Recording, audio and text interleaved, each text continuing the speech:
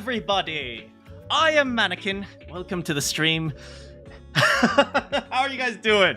Yesterday I had jury duty, so I was actually in a courthouse, in a courtroom, being interviewed for whether or not I'd be a good juror. How are you guys doing? Hello, Kioma. Hello! Hello, Randy. British. Oi! Oi, I'm British, mate! Hey, meat boy. Hello! How you guys doing? Yeah, so let me tell you a little bit about jury duty. So, jury duty is incredibly boring for any of you guys who have actually been in jury duty. So, for those of you who don't know, when you go to jury duty on the first day, you're not actually on a jury. You're actually just... What's the word I'm looking for? You're actually just being interviewed to see if you would be good on the jury, so on and so forth. But, yeah. You're all out of school and you have graduation soon? You're kind of well, congratulations. There's nothing to be nervous about. You just walk down an aisle and say, I do. Kinda. You walk down an aisle, you take your piece of paper and you move on, and then you go to college. So there's nothing to be nervous about. Anyway, jury duty, right. So I figured it's really boring because I'm just getting interviewed. And for those of you who don't know, you don't get interviewed one at a time. You actually get interviewed like in front of everyone. So it's like every juror is speaking in front of all the other jurors. Like you're essentially in a jury box. You're sitting in the courtroom and you're being interviewed by all the attorneys and the judge and stuff like that. So I figured, you know what I'll do? I will use this opportunity to practice. So I did the entire interview like this. So when I was talking to the judge and the attorney and the counsel, I was talking in my British accent. And so you have to remember that everything said in the courtroom is under perjury of law. Is under perjury. No, not under is under oath. So you have the penalty of perjury if you lie. But there is nothing that prevents me from talking in a British accent. So, so when I was sitting there in the jury box, and some of the judge and the counsel were questioning me, and they heard my British accent, and they said, "Oh, where are you from?" And so I had to think of something really fast that was not a lie, but just very carefully worded. So I said, "Oh, do you mean my accent? Well, I was born in Los Angeles, but I grew up around Londoners." And that's not a lie, because there was exactly one person in my hometown who was from London. And I think there was... I think they had a family, so there was one family who was from London. So I grew up around Londoners. And so they asked all different types of questions, and I don't think I'm legally allowed to talk about the questions. But I would say things like, I essentially took the strategy of saying, like, being too honest. So, for example, if they had asked something about guns, they might say something like, "Oh, how do you feel about gun control?" And I would say, "Well, obviously, guns can be used for good and guns can be used for bad." And then they said, "Would you be able to make a open and like an open and non-emotional decision if the case was about gun control, for example?" And I said, "Well, I would certainly try, but I cannot guarantee that I am a perfect person." And so they're like, "Oh, that guy is very emotional. We don't want him on this jury." So I was able to get out of jury duty. And nothing I said was a lie. Everything I said under oath was truthful. It's just worded very carefully. So yeah, I made it out of jury duty alive.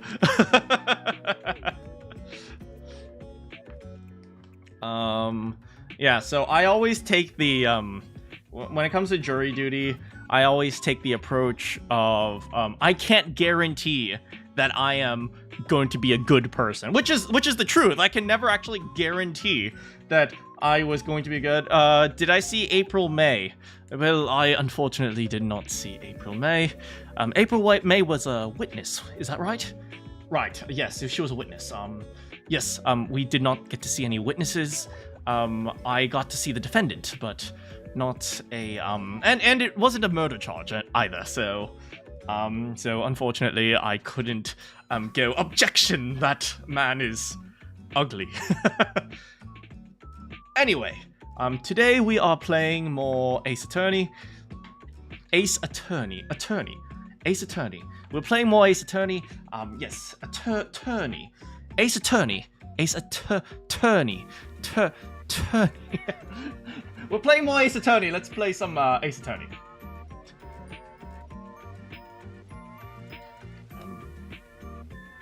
Alright, here we go.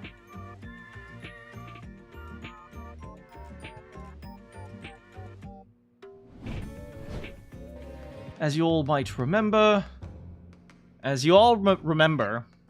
last time, Granny betrayed us. And now, we gotta go for that summation, examination, proclamation station. Nation subjugation. Are there any other words that rhyme with that? Subjugation, permutation, indignation, conjugation. Tortellini. Wait, what? Salutation? I won't understand half the things I say, but I'll still be live. I don't have a British translator. Deportation. Hallucination. Snowhalation. Isn't that an anime idol song? Carcinization? Isn't that, like, to cause cancer?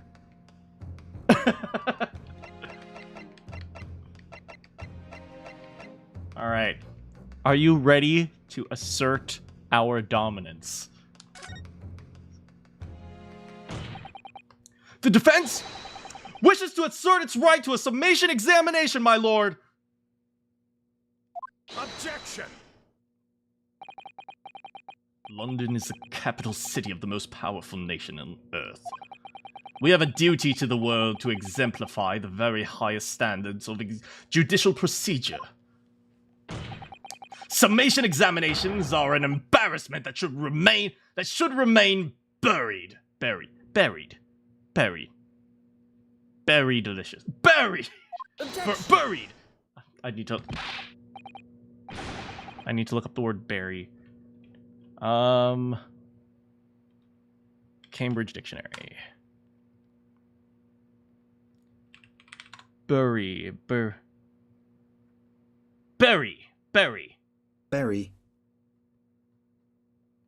Anyway.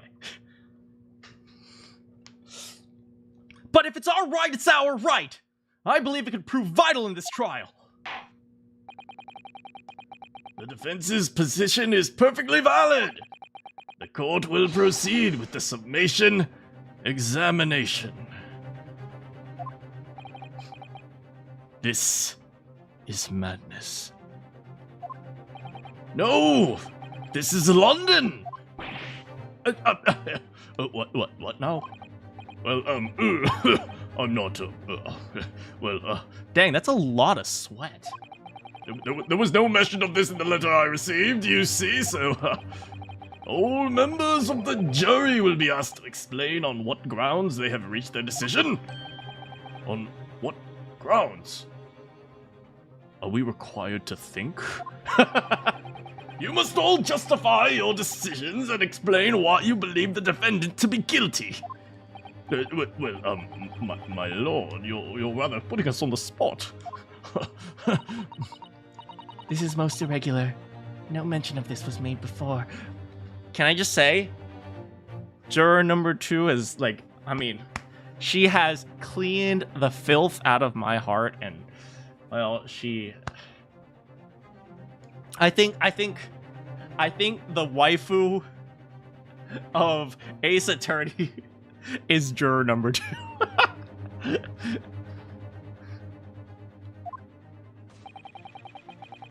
Oi! I don't really hold all this with all this justifying lock. It seems to have thrown the jurors off. I'm not sure you want... Well, I mean, the jurors are all against you right now, so anything to help your case. You know, sometimes they say the things that win you points at the beginning will lose you points at the end, but if you're already losing, you might as well go ahead and try to win those points even if they'll hurt you later, because you're going to lose now. Juror 4 is writing a fanfiction. And then the Japanese man walked up to the British man and he kissed him and said, "No, I object to your heart."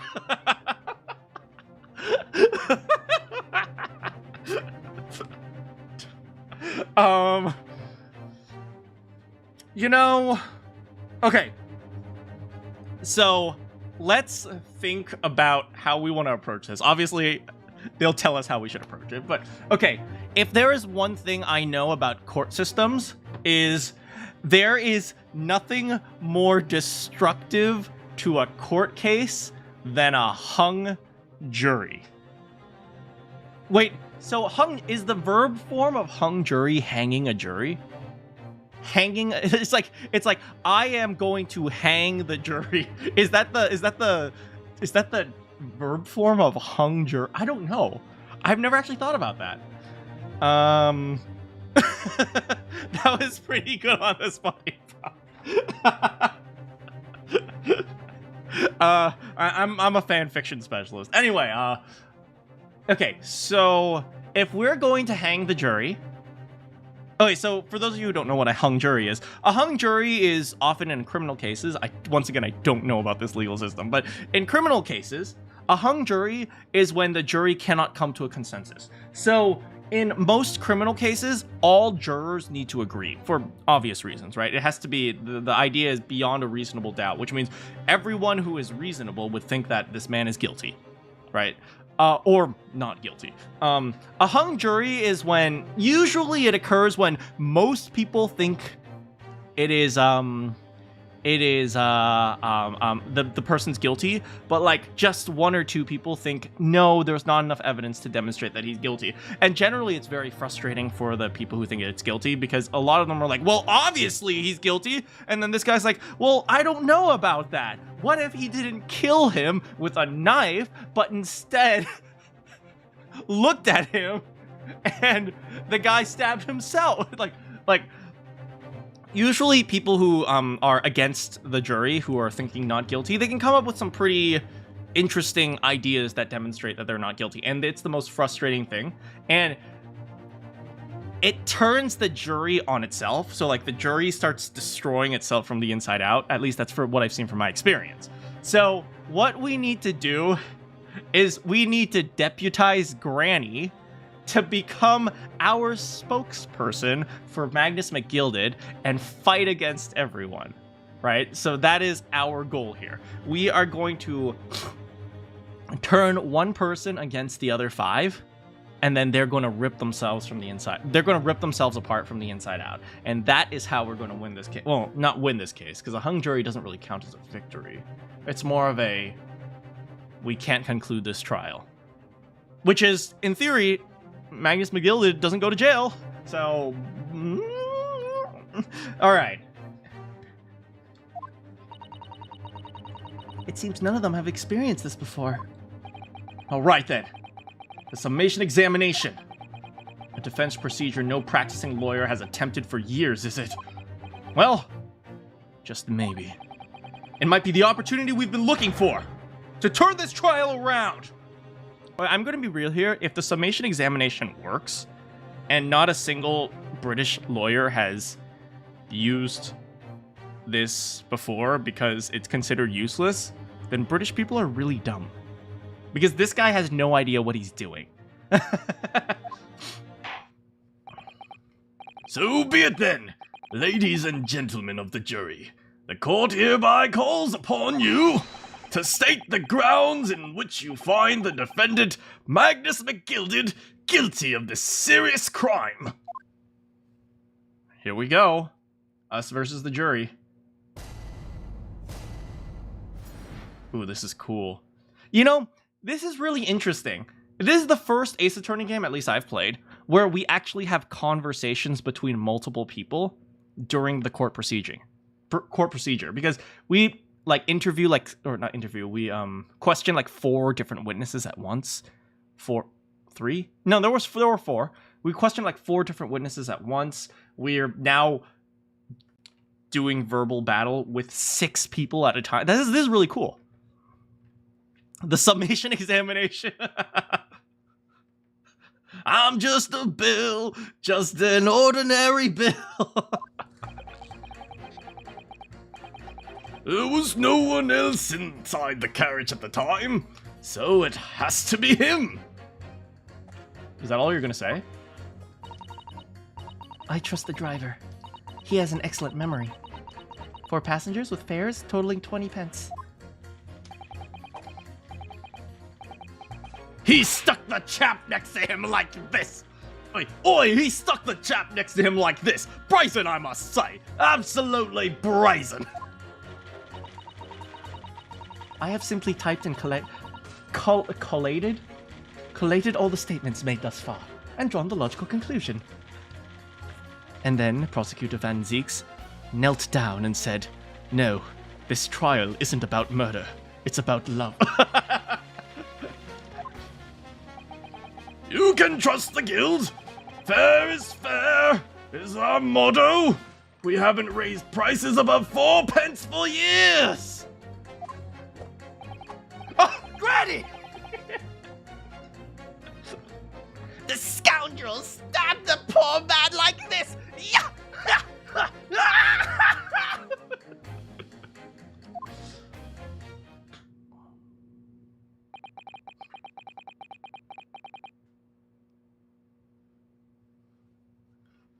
I'm starting to wish I hadn't pushed for this now.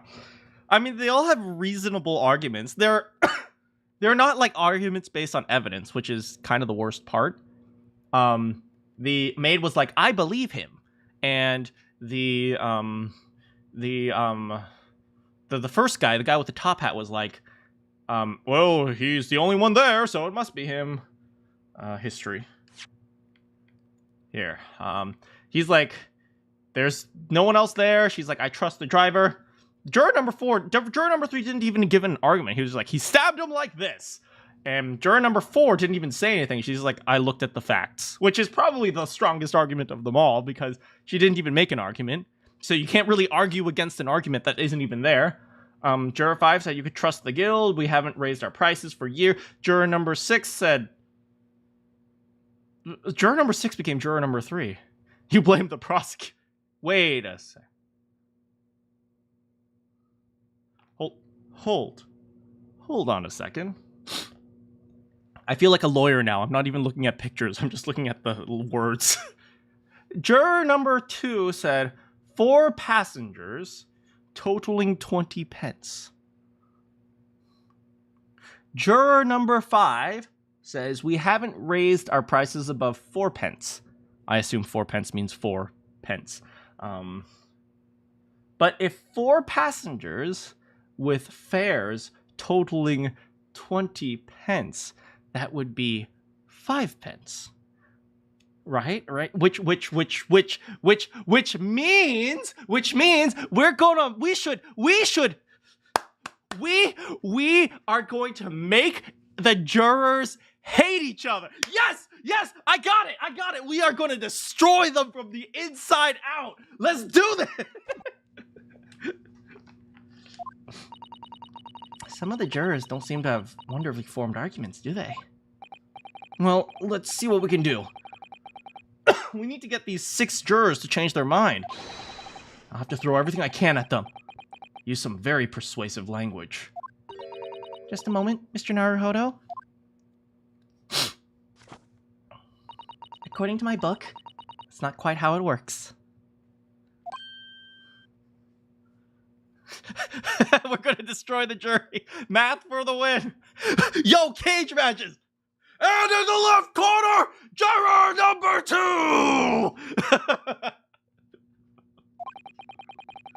I thought I was gonna have to thaw their icy minds with some heartwarming rhetoric about the defendant. Unfortunately, once the jurors have decided the defendant is guilty, they're unlikely to heed anything the defense says. Yeah, just turn them against each other. This is like the least lawfully inclined thing we're doing for like ever. We're essentially saying, no, you stupid. No, you stupid. Oh, who's more stupid? Go. They've reached their conclusions by their own reasoning. Their pleas will sound like excuses. In fact, they could recoil on you. The more you try to persuade them, the more entrenched they become.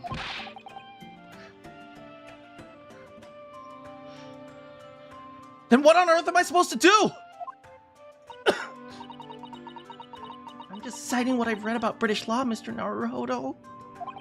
Don't make Susanoo cry! Why don't you take out your sword and ask the soul of Kazuma? Well, from what I can understand, the key to this procedure is using the jurors' own words. Oh my god, we really are gonna make them have some epic cage matches. Oh, and she's stabbing them within their eyes! Looks like Granny's knitting needles are useful for other things besides knitting! What do you mean? Well, the 6 members of the jury are randomly selected members. They did a terrible job in selection. Also, why is there a stagecoach driver, or the head of the stagecoach committee here? It's like, does that make sense? It's like they shouldn't be selecting him because he clearly has like some sort of attachment to the case.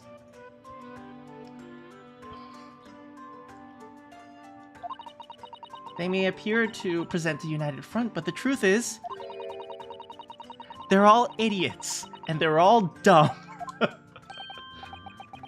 And that's the way to break them down. Yes, exactly. Make them hate each other's guts.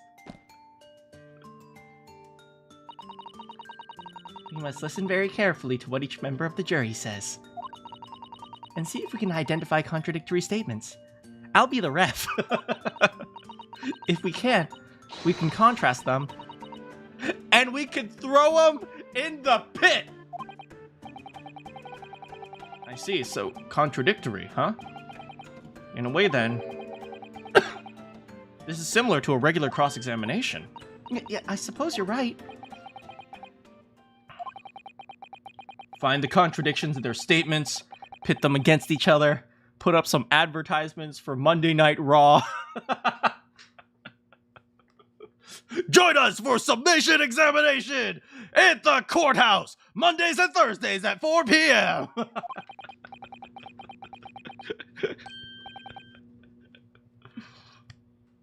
All right. I can do this. No, that's not right. I have to do this!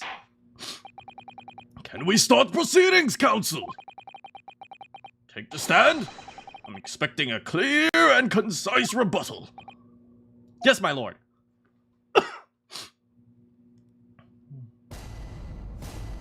Hey, look, the driver is still back there. The X button is pit. Okay, so there's a few things we want to do. Oh, we can't present any evidence. That's interesting. Hold it! But does his ability recall his takings that night, really tell how trustworthy the man is? I manage all his lordship's cash affairs, so I'm very particular when it comes to accounts. Oh, she's good with money. An ideal woman. Be still my heart. A single penny can mean the difference between life and death. That's a saying in your country? My point is, A man who minds his figures is a man you can trust. Those of us in service would swear to that, sir. She cooks, she cleans, she's good with money, and she is beautiful. That's like ideal. Girl, I know I just described a maid, but she is a maid. So what do you want?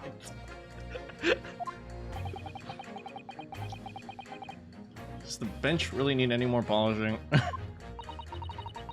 So if the good driver says that he saw Mr. McGilder in the act, I don't doubt him.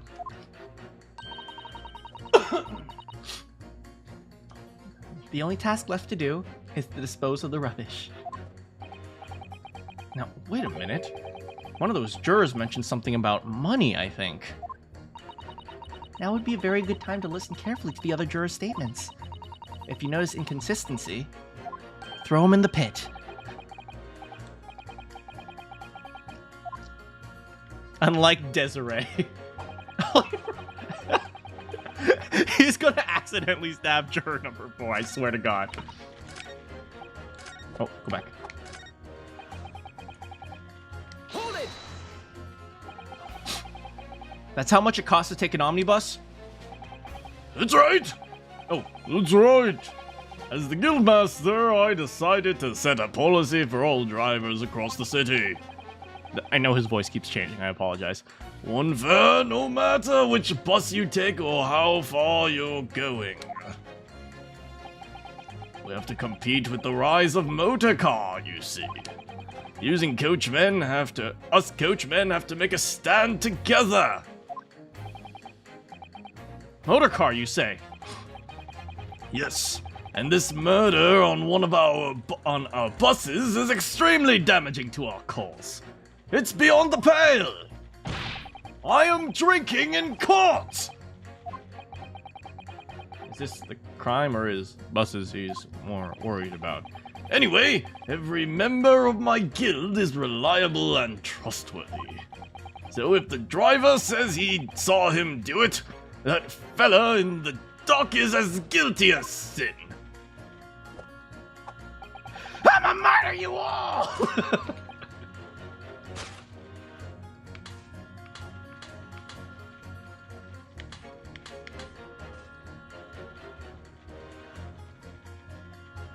Objection! Those two statements clearly contradict each other! They do. Explain yourself, counsel. Me? Oh dear. When you have said nothing wrong, my darling, you are beautiful and I love you. I know you don't want to be a maid your entire life, so would you like to be a maid wife? So I swear on Silver Blaze maiden name I haven't the first idea. oh, first, that's my name. What you're talking about? According to the group testimony we've heard so far, there were 4 passengers on the omnibus on the night in question. According to the coachman, Mr. Beppo, he took 20 pence in fares. Quite right. I have those precise details typed neatly here in front of me. And juror number 5 also told us the following. The fare for the omnibus is always 4 pence. Someone said it's like 4 pennies, right? That's it. A fair and convenient single price. Just the way London's carriages should be operated. But that doesn't add up at all. In fact, that leaves a glaring discrepancy in the fact there was a 5th passenger.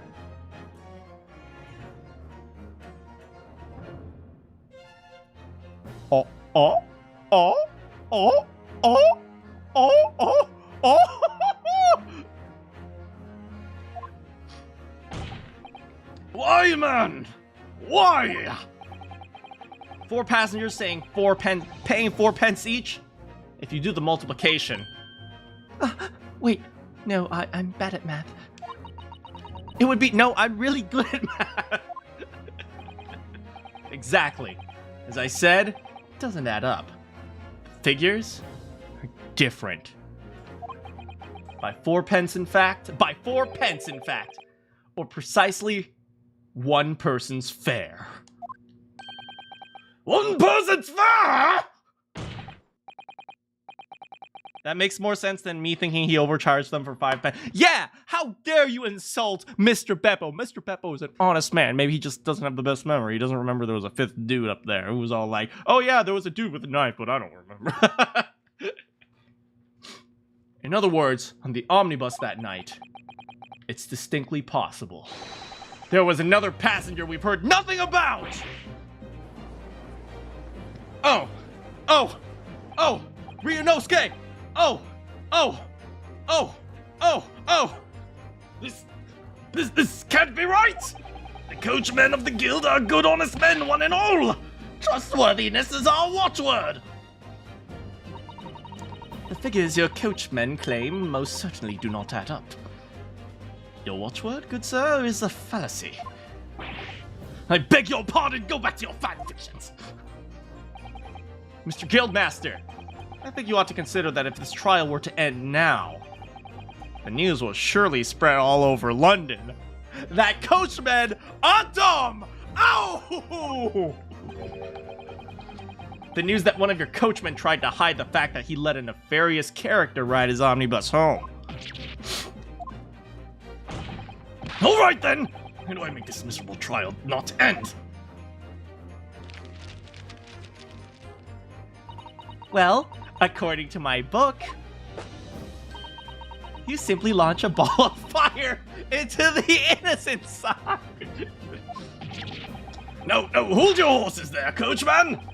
We were all in agreement! Why do you have to go and... Wait till I get my hands on you, Beppo! Fire style! Fireball jutsu!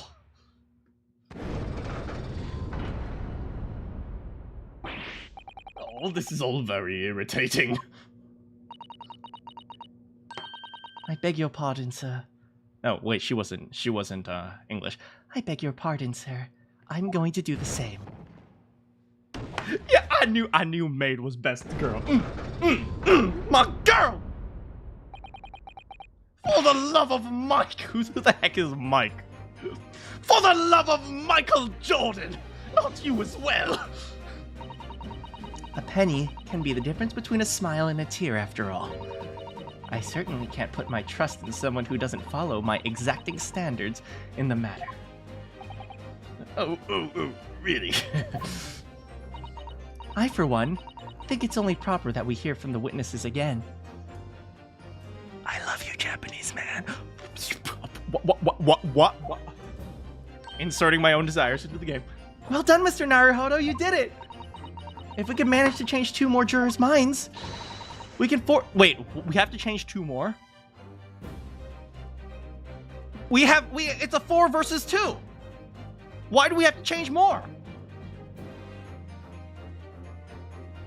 What? Huh? Why do... Wait, hold on. So, does white mean not guilty? Or does white mean trial must continue? Because that's a big difference between those 2 things, right? If the white means trial must continue, then there's actually no way to declare not guilty. And if white means not guilty, then why do... Okay. So here's a question. Then why can't we win by majority vote? Right? If we get 4 versus 2, and the guilty side would win if it was 4 versus 2. If we can get 4 versus 2, the trial should be over and everyone says not guilty. Done! Why do we... Why is everything stacked against us? 2 more. Actually. There's something else that's bothering me about a couple of their assertions. That's where you must strike next! Alright, let's throw 2 more jurors in the pit. Exactly! You can do it!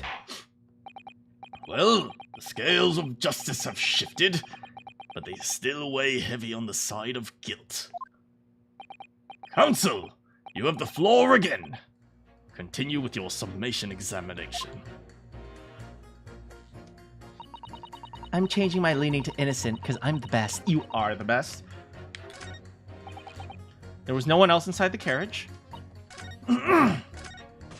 Okay, well, there was no one else inside the carriage. Now we have demonstrated that there could have been someone inside the carriage. Hold it! Certainly the testimonies we've heard suggesting the victim and Mr. McGilded alone were... the testimony we've heard suggested the victim and Mr. McGilded were alone inside the carriage. Precisely my point. But could there be some other explanation?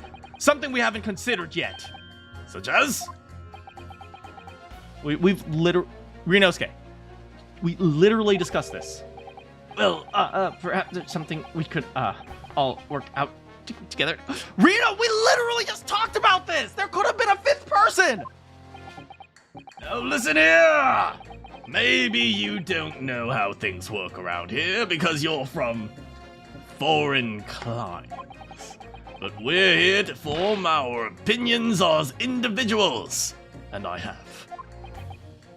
You're an idiot, Ryunosuke. Oh dear. He doesn't appear to be in the mood to discuss an alternate point of view. No. I'm gonna have to pit the jurors against one another, like Susato said. Finding contradictions in these 6 people's assertions. I'm best girl. Okay, he stuck him like this. Wait, hold on a second. Yo! Are we gonna have a knife battle? He stuck him like this. No, he stuck him like this. Hold it! Careful, you could hurt someone with that. Oh, you're a fine one to talk. What of that sword hanging from your waist? That's just my battered soul. Well, anyway, I despise anyone with too much money. They're all the same. Stabbing some brickmakers or some other behind the seats. You mark my words. That's very unlikely, doesn't it? Are you mad, man? Huh.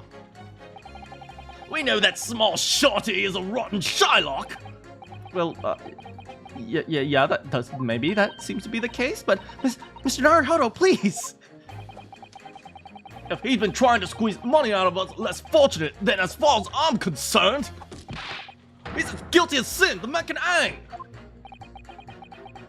Come to think of it, didn't one of those jurors say something about the defendant's underhanded activities? If you thought of something, go, Naruhodo, go! Yes. Okay. Yes, we're listening to testimony.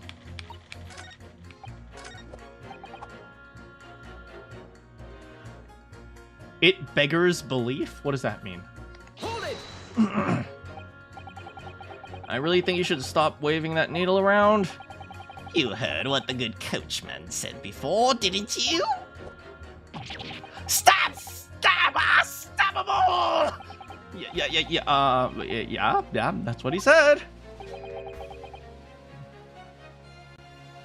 It's okay, Granny. I know you're being coerced to say guilty. McGilded Park is such a lovely little place, too. I've always enjoyed resting my legs there while I can get on with my knitting. And I had thought that anyone who donated such a delightful place must be a fine fellow indeed. I suppose I was wrong. I am a sad granny. Whoever would have thought he was a miserable, murdering moneylender with not a scrap of remorse? Oh, God. The old lady certainly seems to know her mind, doesn't she? So, we just need to find 2 jurors with contradictory statements and put them against each other. Which is much easier said than done! Done! Is that perhaps what you were thinking? How did you know? I'm a mind reader. Shall I read to you what I found? It's a little long, I'm afraid. I mean, might as well see what she has to say. Very well. Listen to this. During the summation examination, you will hear the assertions of the 6 members of the jury. The counsel for the defense should use X and pit. Yes, press the X button. The book is all my thoughts. Like, as I think, the book writes my thoughts.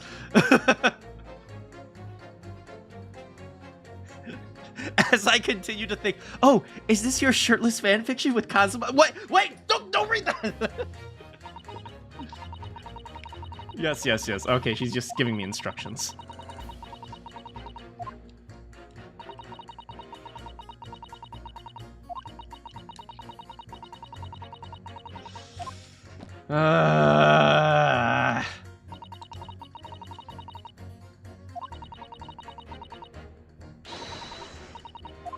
Yes. Thank you, Susato. I see. This book also breaks the fourth dimension. All right. Yes. Thank you, Susato. Thank you, Susato.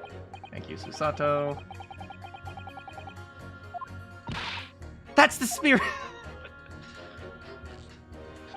Okay.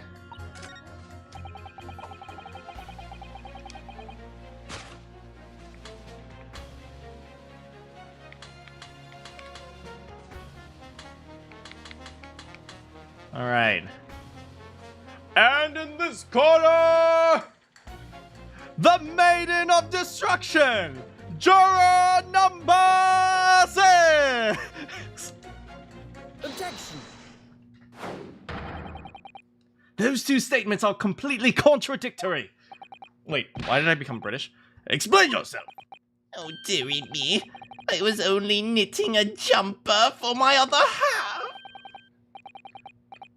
What's all this claptrap? What does contradictory even mean? Oi, I ask you. We've heard from more than one witness that they allegedly saw the actual moment when the defendant was stabbed. Now, out of curiosity, jury number 3. Oi, what do you mean? Can't you see I'm busy here? How would you say the defendant was stabbed the victim? What sort of motion was it? Ha! Want to test me, do you? Like the ow! Sorry, ma'am. It was like this. Stuck the fella next to him without getting up. Just like a prim banker said. Yes, that was Mr. Fairplay's testimony. Now then, juror number 6. Oh, is that me, is it? What can I do for you, young man? How would you say the defendant stabbed the victim? Oh, well, dear, as far as I understand... It was like this! Stab! Oh, God, she's too strong! Now don't move! Take a look at these 2 jurors. He stuck the fellow next to him without getting up. And he stabbed the poor man after he collapsed on the floor. Well, I never... They're stabbing in different directions. Oh, what? Bless my stitches, what a muddle! What this tells us is that there's a strong possibility that one of the witnesses isn't telling the truth. Oh. But why? Why the dickens would they lie? Oi! I don't know that yet. What I do know is that if the trial ends here, we may never find out. We may never know the real truth. Well, that's okay with me. I gotta get home. Ladies and gentlemen of the jury, can you really let that happen all in good conscience? Ryunosuke, it's called jury nullification. Just... Lies you say? Oh, dearie me. I guess juror number 6 has plenty of time. She's just knitting. Fireball jutsu!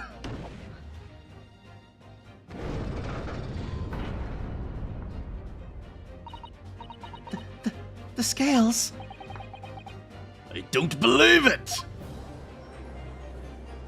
I can't believe no one's used the summation examination successfully before. It's actually quite easy. Just make the jurors realize that each other are stupid. No, it's literally, this entire thing is literally just, Who's more stupid, you or you? And then they both start bickering. Flame sign royal what anime is that from? Now hear this, my fellow jurors. I warn you. You cannot listen to this man. Look at him in his black suit. He's clearly some devious Eastern sorcerer using magic on us all. Oh, Toho, of course. If I could use magic, you think I'd be putting myself through all of this? Answer this, dark jinx. Me? Yeah. What exactly is the problem? What of it if two witnesses have slightly different recollections of events? What of it? Let's say the Shylock did stab the victim as he went and sat next to him on the omnibus. And this young dandy saw him do it. And now let's say the victim collapsed on the floor and the Shylock stabbed him again. And this old lady saw him do it. Well, what's to say it didn't happen like that, Oi, who you calling a dandy, sir? Why should I should take the knife to you? Clearly juror number 3 is not fit to be on this jury. Can bailiff? Right, I've played Toho before, I just completely forgot. Who you calling? Oh, come on, boy! Why, I should take a needle to you, come on at me! They're ready to kill each other now. Oh, well, no, that's a good thing. But could the foreman of the jury be right? The two witnesses see two different moments of the same. No! That was an accident. No.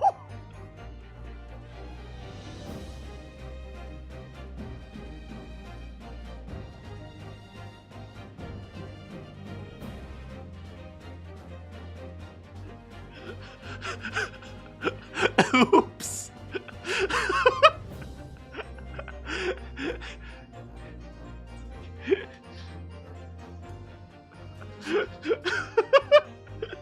Can we rewind and change the answer? It's true. There's an outside chance of almost anything if you care to mention. Exactly the point I'm trying to make.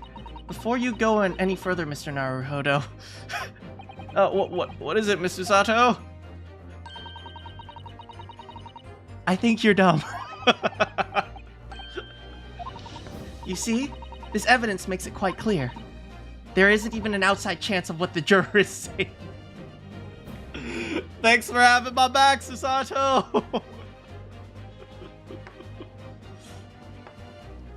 Kazuma out right now is like up in heaven looking down. He's like, he comes down.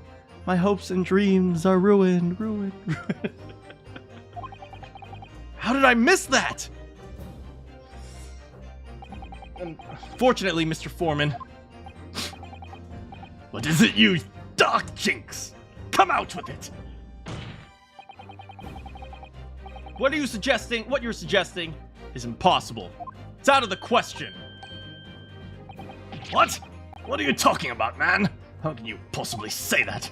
You realize I'm only doing my job? As foreman of the jury, I have a responsibility to steer everyone in the right direction. So where's your evidence, man? That's what I want to see. The two witnesses saw two different moments of the same crime. If you say that's out of the question, show me some proof. Looks like the only way I'm going to convince him is to present him with something he can't dismiss. Some irrefutable hard evidence. As you wish! What? Alright, so I'm pretty sure the evidence is the single stab wound. I'll give you the proof. It's out of the question that the two witnesses saw two different moments. As proven by... Take that! This is the victim's autopsy report. According to what's written here, Mr. Mason was stabbed in the abdomen. Only once. Well, butts.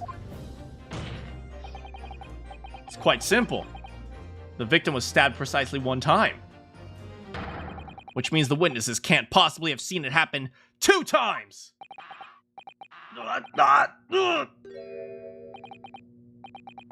Alright?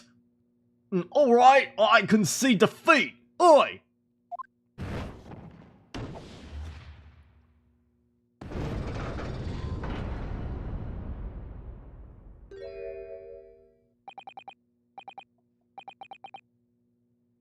Wait, that means 4 jurors are leading to not guilty! Which means we should have won the case! This trial should be over! If the guilty side gets majority vote, why doesn't the not guilty side get majority vote? We've done it, Mr. Naruhodo. Okay!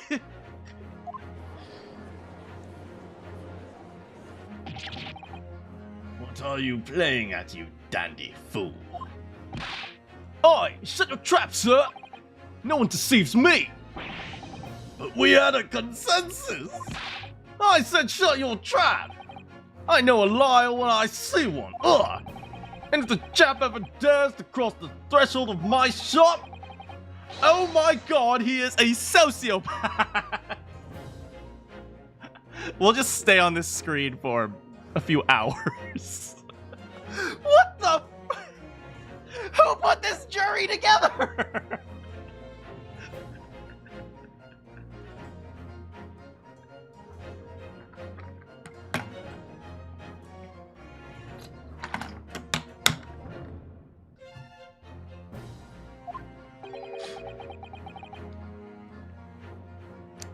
Please tell me he's a barber. Well, in quite a remarkable turn of events, the defense's summation examination has flipped the balance of the scales of justice. Jurors now stand at 2 for guilty, 4 for not guilty. Accordingly, there is no longer a large enough majority among the jury for me to adjudicate. The trial must continue. Why? Why does the guilty side get majority vote, but the not guilty side gets, well, let's just keep going? Why? What? Why?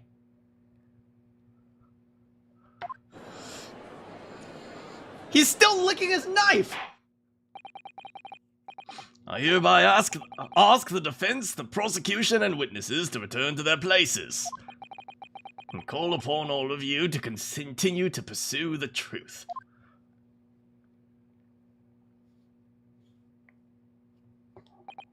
So, Lord Van Zeeks, continue to substantiate the case for the prosecution, if you please. I was not prepared for this.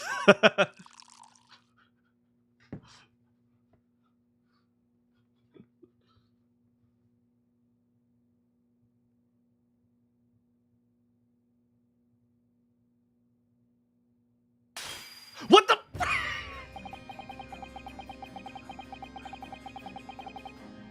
Bro, that was a $50 glass!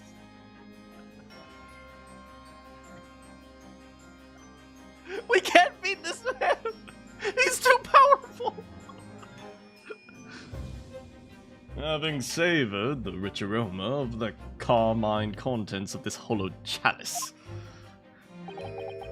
it may seem crass to crush it to dust. Pray, forgive the discourtesy.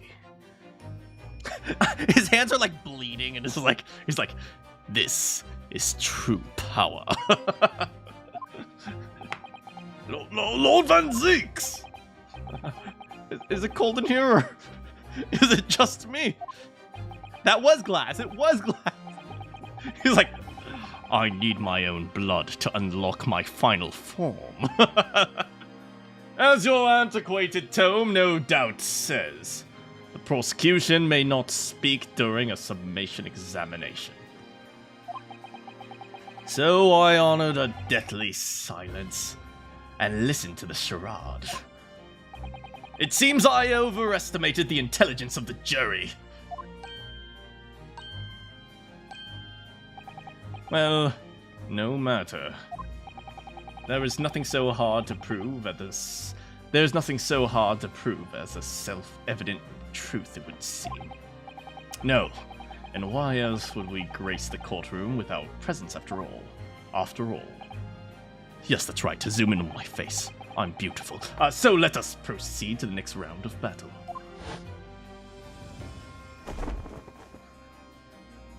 Stage 2, Van Zeeks! Ready for battle!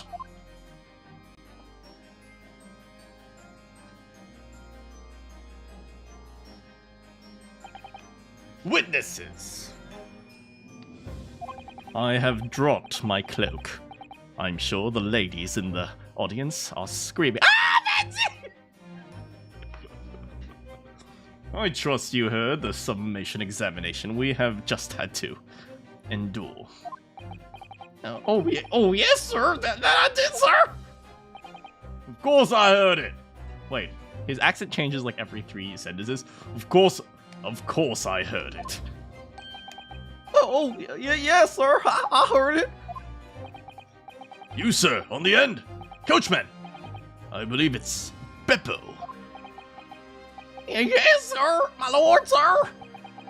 If it transpires that in your previous testimony, you were attempting to veil the presence of a 5th passenger on your omnibus, you will be found guilty of perjury. You are advised to bear that in mind, sir. Oh, mio Dio. Oh, mamma mia. Lasagna and Pinocchio. Wait, Pinocchio's German. Dang it.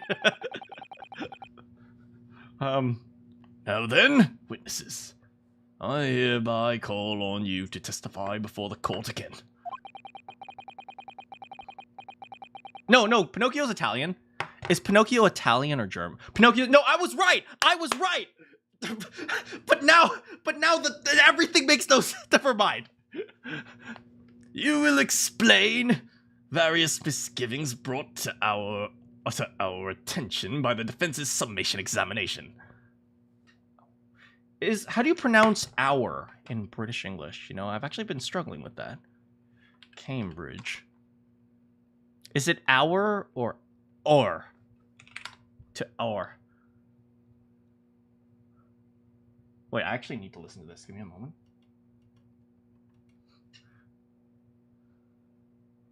Our. And US is Hour. our. Our. Hour. Our. Hour.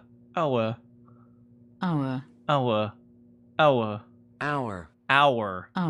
Hour. All right.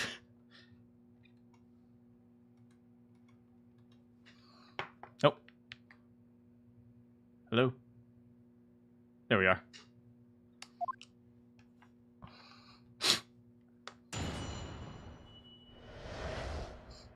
Ooh. I only carried 4 passengers that night. Swear it, but... Well, I for one was told to pay 5 pence for the bus. He fiddled us on the fire, he did. And then I saw that blood curdle inside. It's all too much. I tell you, I saw Mr. McGilded stabbing that man. Everything I said before stands. Oh, yeah, he stabbed him. Yeah, I think he did. Yeah, oh. Beppo, you swindler. Ladies and gentlemen of the jury, it is obvious that this is not a competent witness. He's a liar. He lied about the 5 pence. What do you think? What else do you think he's lying about? Could he have lied about convincing the other 2 witnesses to testify on his behalf? Could he have lied about stabbing the victim? Your Honor, I call for a mistra! Counsel, please make sense of this for me, please. The phantom. It's definitely phantom. The phantom 5th passenger conjured into existence by my learned Eastern friend. Eastern. My learned Eastern friend never existed. God, it's so hard to balance the different accents because the British accent has changed so much over the past like 100 years. I apologize for my constant changing of the British accent. The confusion has arisen from the coachman's sly little konzinage. Konzenage. What is that word? Kozenage? Kozenage? Kozenage! Hey! Kozenage! It looks Japanese. Kozenage!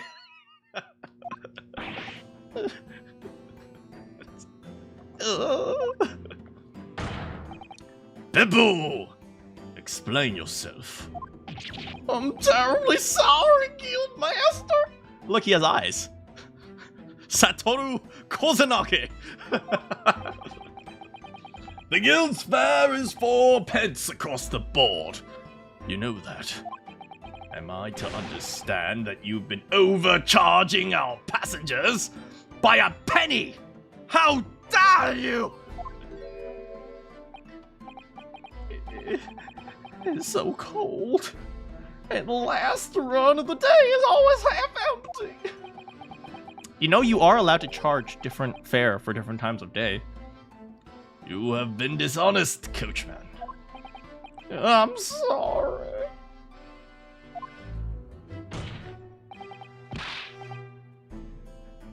You are a disgrace, Beppo. To the gallows with you! Your selfish actions have brought dishonor on the entire guild. If I may, sir, I had to pay 10 pence on the bus just like...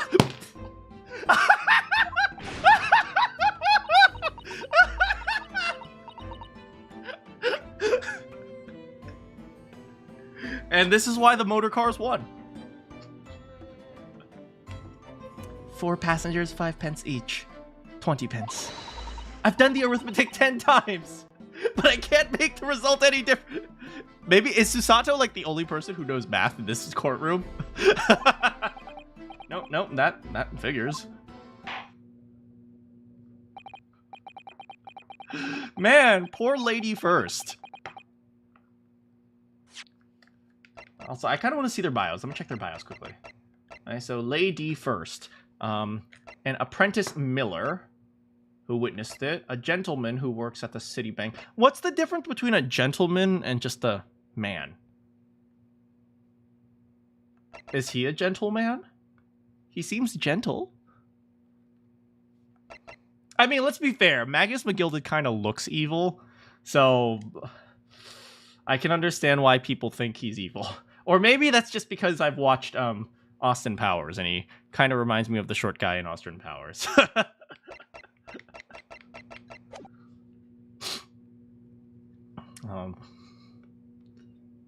It would appear the aforementioned misgivings has already been explained. Mini-Me, yes, he kind of reminds me of Mini-Me for some reason. So, counsel for the defense.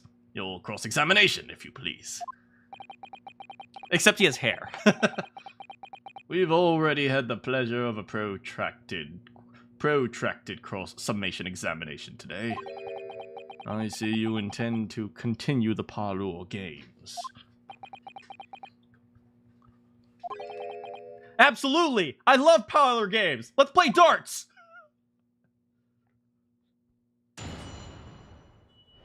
Okay, we gotta look for a problem. I only carried 4 passengers that night, I swear it, but, alright, why'd you swindle the men? Hold it! So, only 4 passengers, huh? You didn't charge them the standard 4 pence fare, huh? A little dishonest, if you ask me. Step 1, discredit the witness. That's how you win on the defense side. You don't have to make arguments, just discredit the witnesses. Is that right? And then again, this isn't the current legal... The current legal system, in theory, the defense doesn't need to present anything. Now, the defense sometimes does present things in order to make their case more clear, but in theory, the defense doesn't actually have to present evidence. right? Because it's all on the prosecution. It is impossible to make the last run of the day pay. I was so cold. It was all I could do to stop myself from passing out. I'm getting chilblains just listening to you. Yeah, it was terrible. I wanted to give myself a pat on the back for even keeping the bus running. They gotta have like an indoor thing for the coachman, right? I mean, look at this. Look how awful this is for the coachman. The coachman is forced to sit outside. That's pretty awful.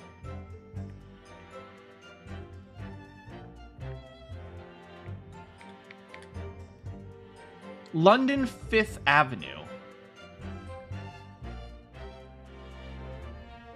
Isn't that a street from the 5th Avenue? Isn't that a street? I mean, it's probably a street in London, but isn't that also a street that's pretty significant in Sherlock Holmes? 5th Avenue? I forgot if it was. Where does Sherlock Holmes live? 220 Baker Street? Is that right?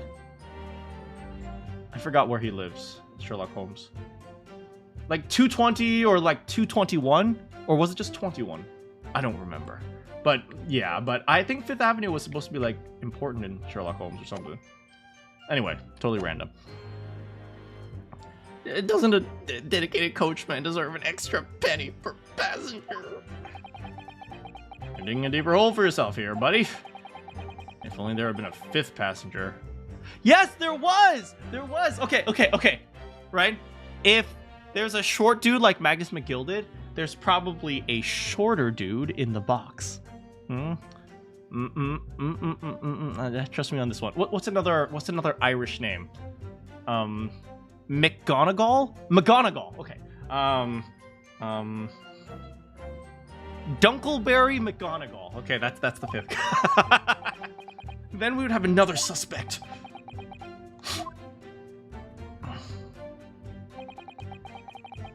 I, for one, was told to pay 5 pence for the bus. Hold it! I mean, everyone on board that night paid 5 pence?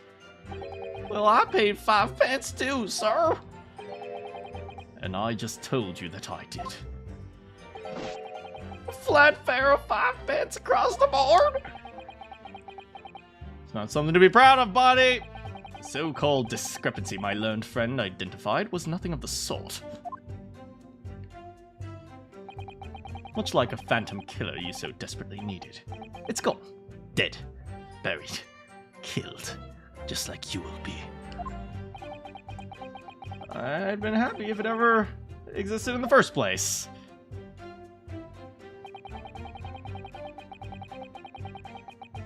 Patio Bep. That's the killer. He fiddles us on the fire, he did. And then I saw that blood-curdling sight. Press. Hold it! Tell me more about the blood-curdling sight. This blood-curdling sight. You mean the murder, I presume? Yes, sir. Loathsome sight? No one should have to witness the horror in the eyes of a man. The horror in the eyes of the man the moment his life is taken. Well, not exactly, sir. I mean, I didn't actually see the moment. Oh! Oh! Oh! Oh! Oh! Oh, what? Oh! Let's go! Good gracious! Really? We have another witness who did, however. The banker has already testified to it. But Mr. First didn't actually see the point at which the victim was killed. It may turn out to be significant. Add it to the testimony! I heard the banker gentleman next to me take some sharp intake of breath. I see. When I looked through the glass, that's when I saw the horrible blade poking out of his belly, all covered in blood. Every time I see a knife now, I can't help screaming. Even You do realize juror number 3 is holding a knife right now. Okay, now this guy says he saw it. This guy says he didn't. This guy said he did. Okay, what did you see exactly? Where was he? Where was the man? Where was McGilded? Hold it! So you saw the defendant, Mr. McGilded, stabbing the victim, Mr. Mason, who was sitting next to him. That's what I said, isn't it? That's what was bothering me before this was. Just a brief moment, he hesitated. Anyway, there was only 2 of them inside the carriage, wasn't there? Right? So he is using the one piece of evidence, the fact that there's 2 people inside, to justify his other piece of evidence, which is what he actually saw, which is not the same thing as having 2 pieces of evidence. So let's push him on this one. There's been much talk of a 5th passenger, but as of yet, 0 evidence. Then what are we wasting all this time for, eh? It's black and white. This man's guilty.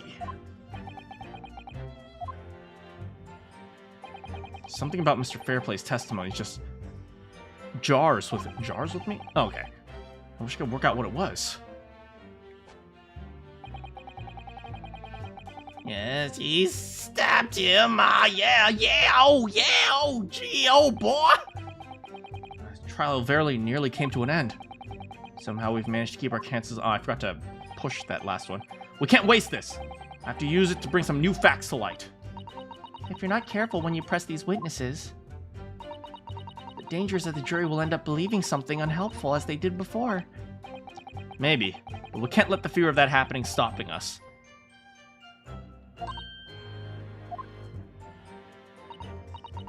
You're right. I need to pay careful attention. Wait, go back to the last statement. I don't want to miss even a flicker of a reaction. Remember, if you happen to spot one of the witnesses reacting, poke him in the face. Oh no, you lost. I love dried cranberries. I'm so sorry.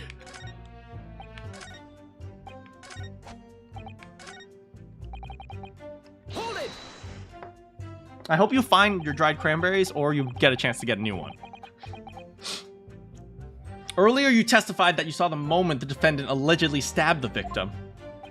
Oh, never mind, you found it. Congrats. Oh, yeah, that's right. You said the victim was on the floor and described the assailant holding the knife in an ice-pick grip.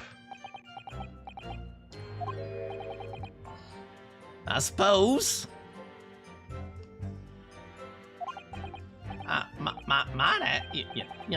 Put the cart before the horse. It's funny because I'm a cart horse man. I'm a cart horse. Wait, what? What's this? For all the months that I have watched you, I haven't thought about doing this somehow, so thank you for being an American. Oh.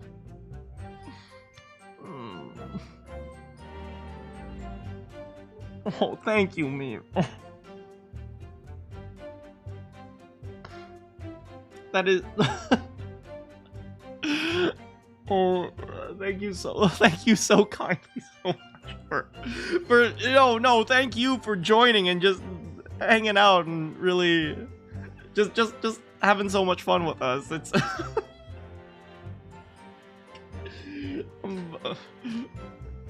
you can comment on supers that way, really?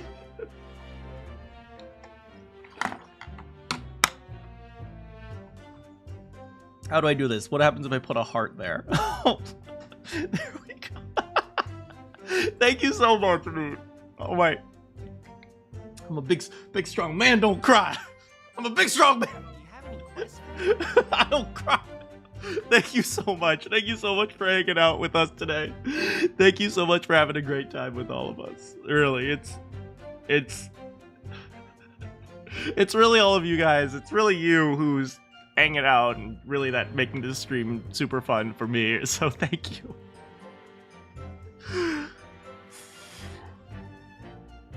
Frick, now I gotta go back to Crossing Center. Okay, I'm calling it now. Meep works for the carriage company because he's trying to distract me and get Magnus McGilded get a guilty verdict. Meep, you're a fraudster. Scam. Thank you so much, Meme. Thank you so much for hanging out with us and trying to help us figure out the court of law today. Thank you. I really am so thankful that you're here and spending time with us today. Okay, let me get a drink of water.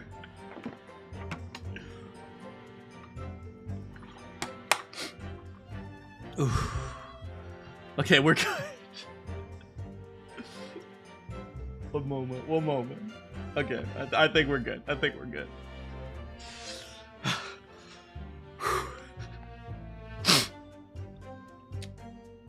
Where was I?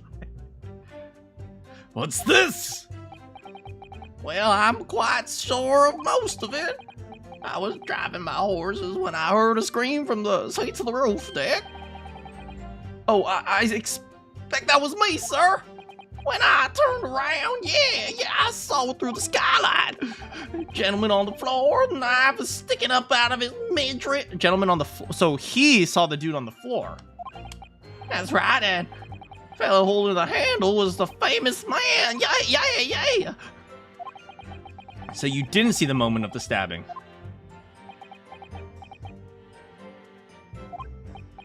I really thought I did, but when I go over it again in my head, oh, I suppose I didn't see the precise truth.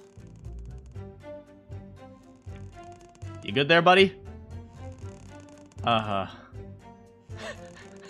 You okay? Is that cane made of plastic? Excuse me. Do you have something to add about that, Mr. Fairplay? No, you listen to me.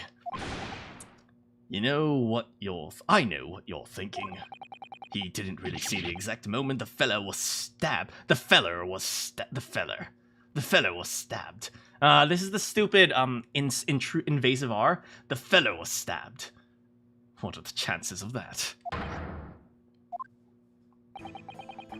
Are you asking me or telling me, sir? Look, I might be rich, but I can only afford plastic cake. Sir, plastic hasn't even been invented yet.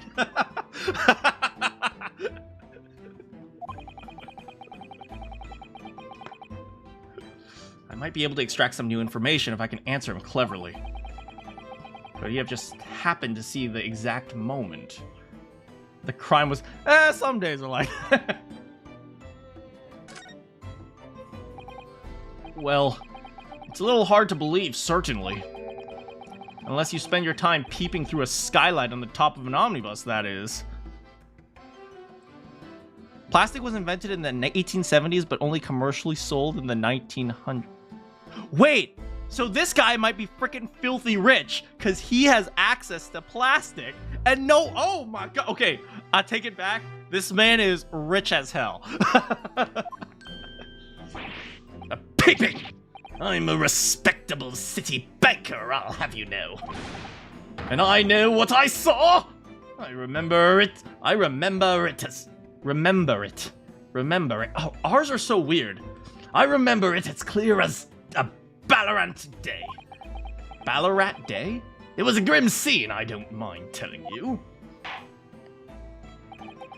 Thank you, Mr. Fairplay. Oh, excuse me if I was getting a little hot under the collar there, my lord. I would ask you to supplement your testimony with a clear statement about what exactly you saw. Oh, I can do that, all right. I'll tell you just how grim it was. Just think I'd forget the sight of those blood-soaked hands after that butcher stabbed the man. Blood-soaked hands? So let me just clarify. You saw actual hands, not like gloved hands, just actual hands, right? Right? Hands? Hold it! Blood-soaked? Well, perhaps soaked is laying it on a little thick, but anyway, there was definitely blood all over them. Both were covered in blood. Wait, he said both. both of them were covered in it. And you saw it through the roof, through the skylight. Well, the skylight's reasonably large, so I had a pretty good view. And there was a lamp inside on the carriage. I'm quite sure of what I saw. This banker's latest statement. There's something not quite right about it. When you feel something doesn't add up, add it to the testimony.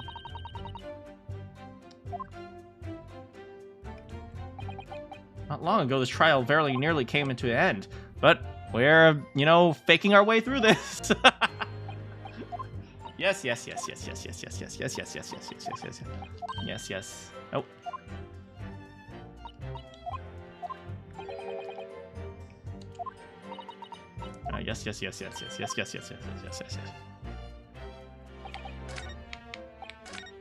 3, 4, 5, 6. All right. Let's hope we can make a good argument here. Objection! Objection! Blood-soaked hands, you say. Well, I admit that soaked might be a little thick. But anyway, there was definitely blood all over them. Both of them were covered in it. Well, I'm sorry to disagree, Mr. Fairplay. It's a little more than peculiar. What? Here are the gloves worn by the defendant, Mr. McGilded. Knight of question. Oh, yes, that's right. Certainly does appear to be a sizable dark-colored stain here. But, as I'm sure you can clearly see, it's only on the right-handed glove. Oh, I love the taste of plastic! In short, Mr. Fairplay, your testimony is inconsistent! But no! Can't be right! He's a liar! Stab him! No! Oh, that's right. You were quite clear about it. You said both hands! He likes chewing on stuff too. Are any of you guys pencil chewers? I never actually chewed on my pencil, but I know a friend who in a nervous habit would always chew on his pencils until they literally broke in half. And it was like, you know, I literally smacked him every time I saw him chewing on his pencil. This was in middle school.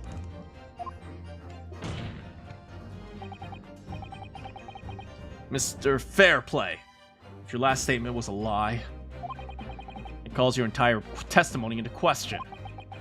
You say you saw the moment the victim was stabbed. Is that really the truth? Huh? I'm a British gentleman! Objection!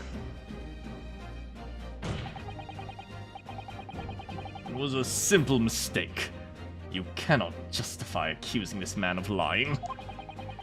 Yes, it wasn't both hands, but it was only one, but the fact remains. The victim's blood was on the accused. Objection!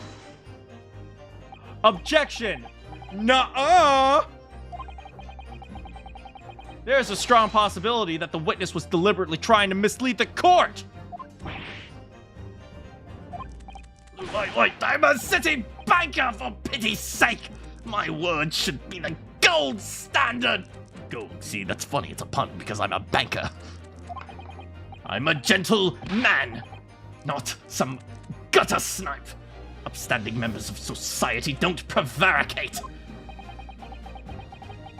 Not a pencil chewer, but chewing on glasses and sometimes plastic strips. Oh yeah, I feel that. I mean, I wasn't a chewer, but yeah, my friend he did chew on pencils, but he also would find things to chew on it. You know, it's definitely, habits are definitely difficult to break. I get that, but like I told you guys, one of the habits I've had ever since slightly before my surgery, when my back was having problems, is I always do this weird flexing motion with my back, and I'm trying really hard to break that. So, you know what? Let's all work on breaking bad habits. don't be mean to your siblings. Or, I don't know. He's claiming to have no reason to lie. Is that really the case? Mr. Naruhodo, if we had some Oh, we have some evidence on Mr. Fairplay. It could turn the tide of this trial. Something to show this man had a compelling reason to lie. I have evidence, baby. My lord! Yes, counsel. Is chewing nails bad habit because you've been doing it for 13 years? Well, I do know that sometimes it can mess with, like, your fingers. Like, it could cause pain in your fingers, so... Like, over time, like, you develop, like, pain in your fingers, like, more and more. So, try to break it. I would say try to break it. And generally, you just don't want to rely on bad habits anyway. The defense is ready to present evidence. By Jove, are you sure? Yes. Evidence that will clearly demonstrate why Mr. Fairplay has a reason to lie.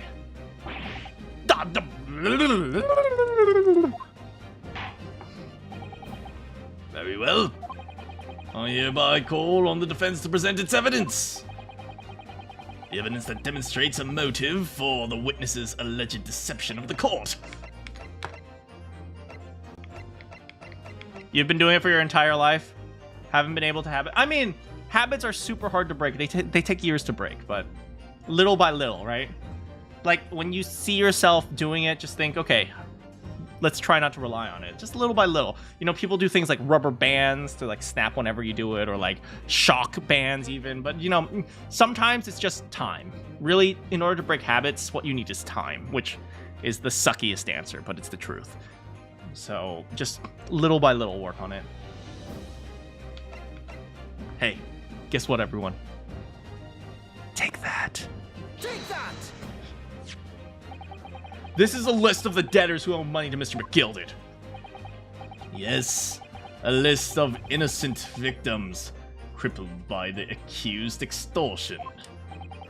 The point is, among the names of these debtors is your name. Mr. Bruce Fairplay. Oh, someone's not so rich anymore now, is he? Oh. What? Mr. Fairplay! Are you currently financially indebted to the accused? No, well, it's barely worth being called the debtor. According to this ledger, you owe 20 guinea pigs. Not an inconsiderable sum of money, wouldn't you say? Look, I was hoping that they would breed faster! Well, what of it? Let's suppose Mr. McGilded were to be found guilty of murder. What will become of your debt in that case? These documents state that the loan agreement is forged by two individual parties. Thereof, were the creditor, the defendant here, to be sentenced into capital punishment, all outstanding debts which he were owed to him would be annulled. They would cease to exist. Cease to exist, you say? Mr. Fairplay, is it not the case that you claimed in your testimony to have seen something you never in fact saw in a devious attempt to annul your guilt of 20 guinea pigs?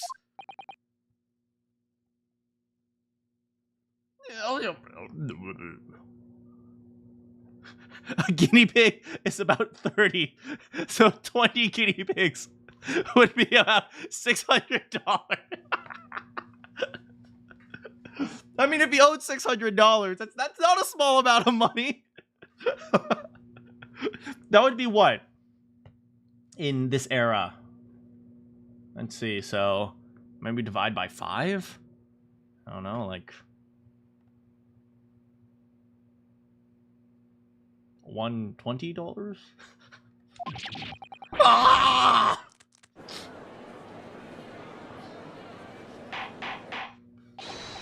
Order! Mr. Bruce Fairplay. Yes, my lord. Let me ask you again. Be aware that your answer may have the most serious implications upon your future, sir. Did you or did you not see the precise moment at which the defendant is alleged to have thrust a knife into the victim? He does kind of look like he's playing a recorder.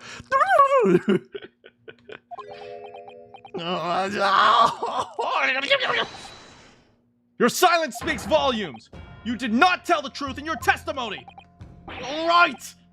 Now let's not make a melodrama out of this. Perhaps I did overstate the truth a pinch. A pinch? But it makes no difference. I definitely remember seeing blood on Mr. McGilder's hands. Hans? Hans. No, it's hands. Hands! Both of them! Objection. And yet, only one of the defendant's gloves was here as evidence is stained. Translation I did. So you keep saying... Are the bankers actually liars and just trying to take my money? I wonder if I might be allowed to speak, sir. Go ahead, Mr. First.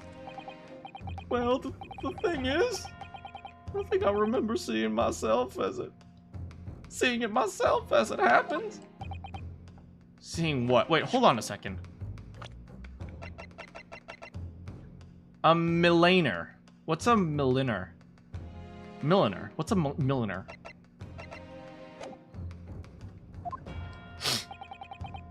The blood, sir, on the assailant's hands, I think. Yeah. I'm almost sure that it was on both of his hands, not just one.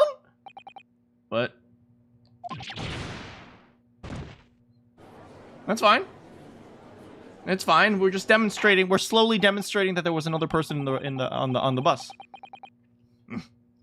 It would appear we're going to need further testimony from all of you witnesses. A person who makes or sells women's hats? Wait, really? But why is his hat so poorly sized? It's constantly falling off his head. What the frick? He's a terrible hat. Oh, he's a apprentice. He's an apprentice. This time, I would like to know precisely what you did and what you did not see. Do I make myself perfectly clear? Mr. Naruhodo, this is good news. The course of the trial seems to have shifted. Yes! I might finally have a chance to turn things around.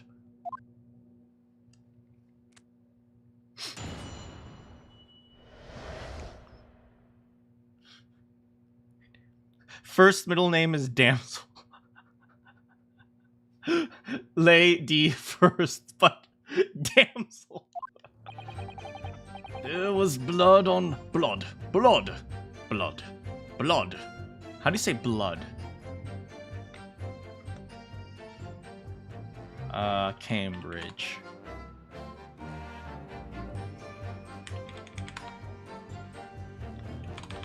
Blood. Blood. Blood. There was blood on both hands of the assailant. I sincerely and distinctly remember that. However, I suppose you might say I didn't exactly see the moment of stabbing, if that matters.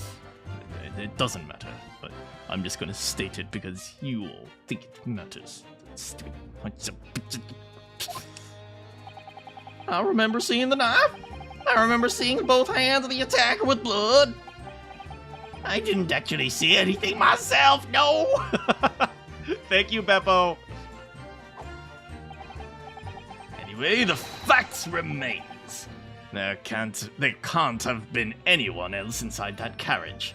All we all would have seen.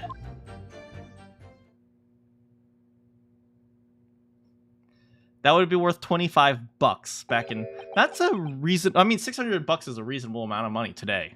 I mean, Do you know what people say? People say the sign of an adult is realizing that $100 actually isn't all that much money. That's how you know you're an adult. Well, lo and behold. In truth of fact, not one of you was witness to the crucial moment of the crime was perpetrated. I apologize, my lord, but honestly... There was no one else inside that carriage, and the man's hands were covered in blood. Such incriminating evidence is tantamount to saying we saw the man do it. That's really not what testifying is about, sir. Let us examine the interior of the omnibus once more. The victim's fresh blood is clearly visible on the seat, corroborating the witness's accounts. In other words, there is no substantial nor significant change in the facts of the case. Very well. Your cross-examination, please, counsel.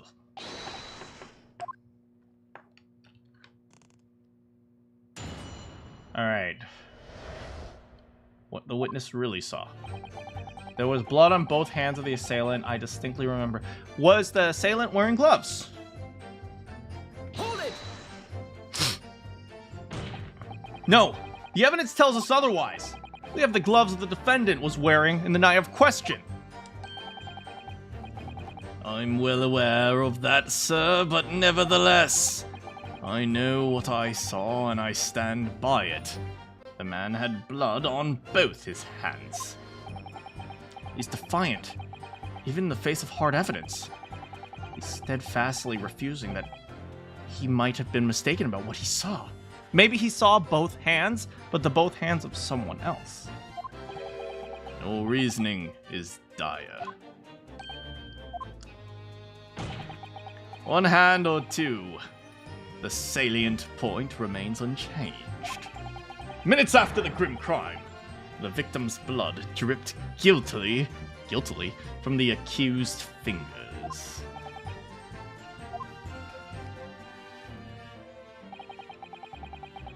But I didn't see the exact moment. It does matter. Don't try to downplay this! Whether or not you saw the exact moment of the crime is a matter of fundamental importance, as well you know.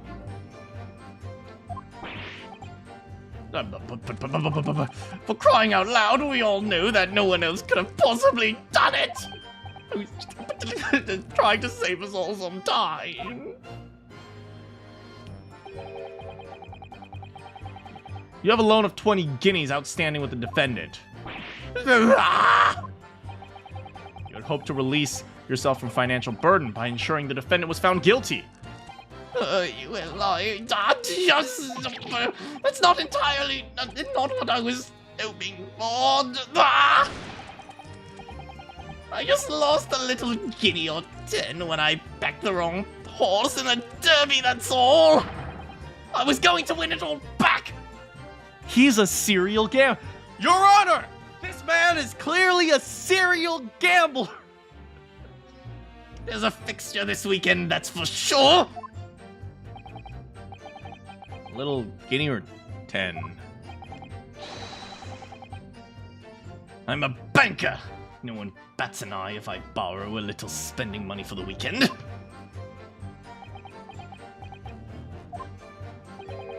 I think you may have revealed rather more about your character than you bargained for, sir. I bet on the right horse that race. The banker needs to manage his gambling. Basically, you put the gloves and assume you're the defendant. Maybe. This witness's scruples are not on trial here. Proceed to the next witness. Is that really how it's supposed to work? I mean, kinda. Saying I'm a serial gambler, as long as you're not trying someone for being a serial gambler, fundamentally it doesn't matter. Unless it's somehow, like, proof of something. You remember seeing the knife, you remember seeing both the attacker's hands. Hold it! You definitely saw that too! both hands. Yes, sir.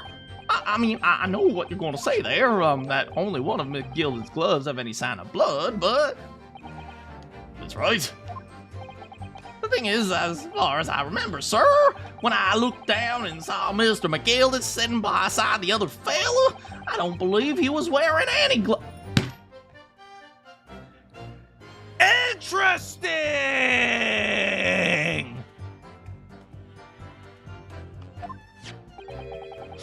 He wasn't wearing these gloves? That's correct, sir, and I saw the blood on both his bare hands quite clearly, sir. It's true, the darker colored stain on the leather gloves wouldn't have been easy to see. I should point out that the police officer who apprehended the accused on the night in question reported that there was no trace of blood on Mr. McGilden's gloved hands. Interesting.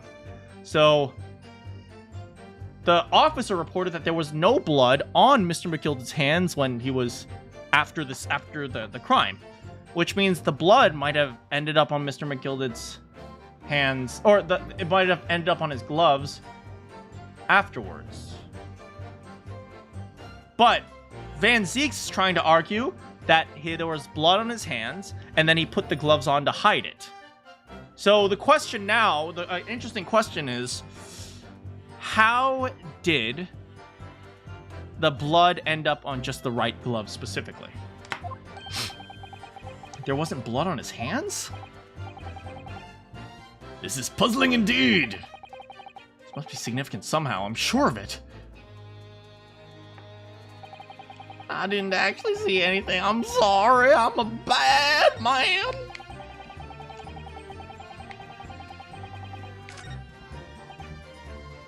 Hold it! You didn't see anything. Well, yes, sir. That is to say, no, sir, I didn't. Very sorry about what I said before. Very sorry. Yes, I will refund 4 pennies to the 4 gentlemen, except one of them is dead, so I'm going to keep that dead man's penny. It was very wrong of me to make up stories and say I saw him stab the man.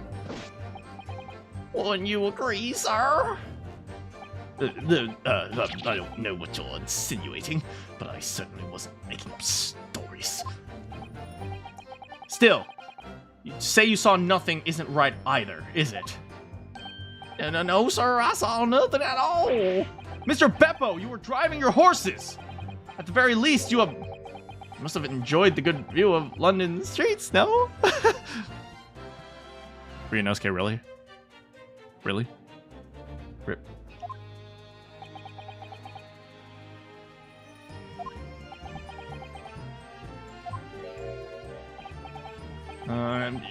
You didn't even see that? It was so cold that night, you see, all I could do was keep from passing out, sir. Yet my head was fairly frozen solid, sorry to say, sir. It would seem prudent to avoid traveling on the last omnibus service in London's cold winter nights. Beppo!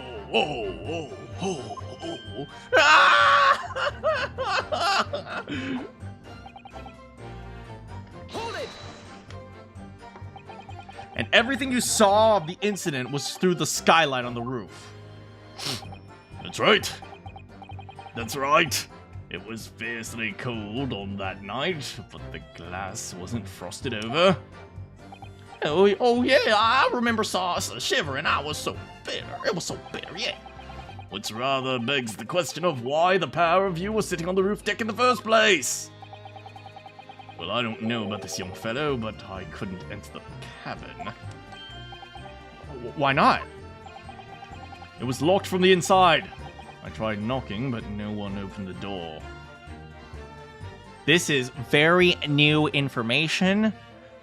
This is freaking important. You guys happen to leave this out. That door was locked from the inside. It was locked? That's right! It's a public bus service, for pity's sake. It's not what I call fair play. Yeah, I had exactly the same experience. I tried knocking, but the gent inside just gestured me to clear off. The gent inside gestured at me to clear off. So somebody saw you trying to get in and they were like, go away. Okay, so somebody was conscious inside that carriage. So I had no choice to climb up to the roof deck and look down longingly into the warm cabin below. Well, I can assure you I wasn't just looking down. I was glaring. Long and hard. And that's precisely why I can tell you with absolute confidence. If there was anyone else inside that cabin, I would have noticed. Unequivocally, I would say. I'm not sure about these two witnesses. Could they really have seen everything inside the cabin through the skylight? Well, they definitely can't. They might not have been able to see everything. Allow me to confirm one thing, Mr. Fairplay. You were riding this omnibus. And witnessed the events in the cabin through the skylight on the floor in the upper deck. Is that right? Ask him if he ever got up to walk around the skylight or something. That's right, yes. In that case, there is a portion of the cabin interior that would have been out of sight for you. Oh.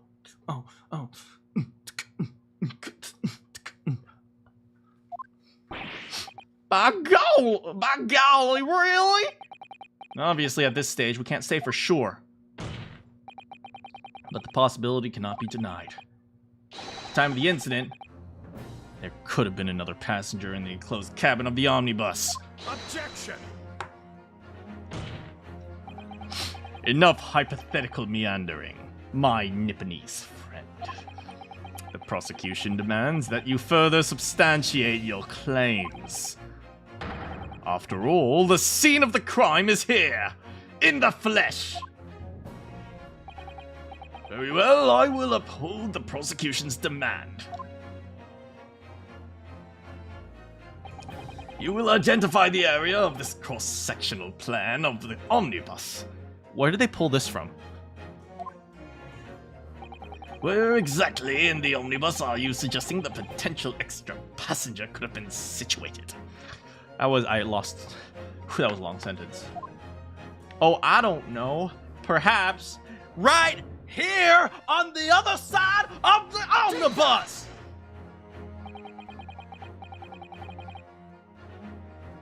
Both rows of seats in the roof face the direction of travel, whereas the seats enclosed in the cabin face each other, which means the visible part. This kind of does look like Professor Layton. I think someone mentioned that earlier. The visible part of the cabin, which passengers on the roof deck can see through the skylight, is as I've drawn here. That's right. Geometry, bitch! Geometry, I'm sorry, I called you a bitch, Judge. That's right, my lord. As you can see, the seat opposite of the one for which the victim and his attacker were sitting is obscured from view. In other words, someone had been sitting in that seat. It's possible the witnesses would have been completely unaware of it. Objection! It's quite possible some phantom was sitting there. Sitting there. Your Nipponese have a foreboding habit of obscuring the truth with ambiguity. Geometry, jitch. I concur with the prosecution's rejoinder. You Nipponese are dumb. Judge, I take offense to that. I cannot entertain this conjecture, counsel.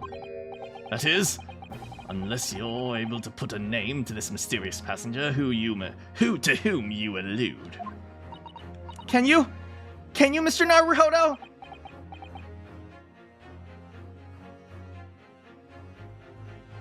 Yes. Yes, I can. Yes. Yes. Let's do... Oh, wait. This is what we're going to do right now. We are going to BS things. Let's do it. Who could have been? Who could have been in the other seat, which was out of sight from the witness on the roof deck? I know exactly who it was. Let's do this. I understand, my lord. The defense would like to put forward a name. We're going to play English semantics. We're going to play word games with people right now. You are a fool. That response was a desperate attempt by a man who has no notion of his own limitations. A toast to stupidity.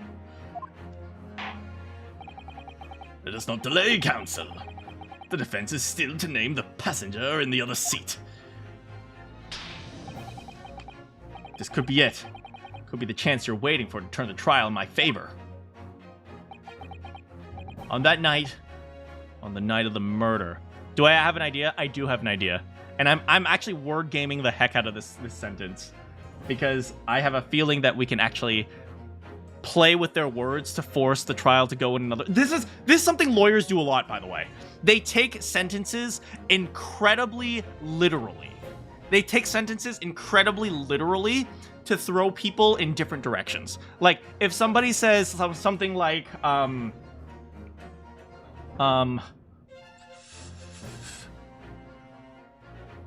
things like, did he actually cross the cross? Did he actually drive his car through a red light?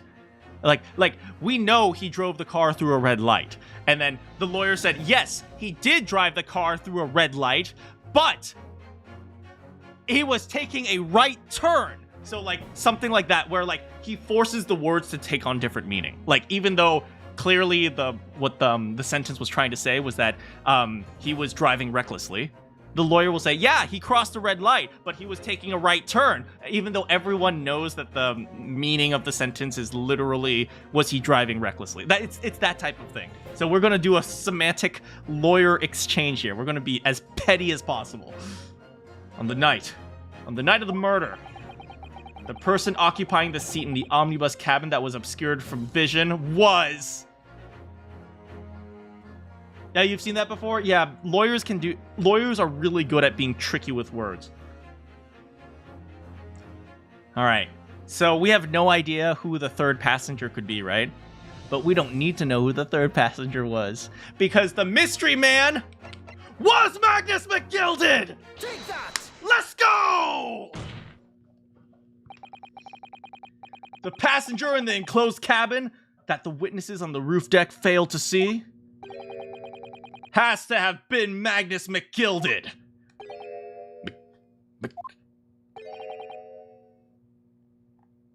Mr. McGilded? What are you talking about, counsel? That's the name of the defendant!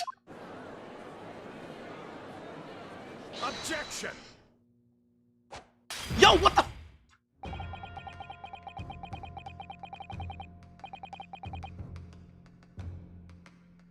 What the frick, man?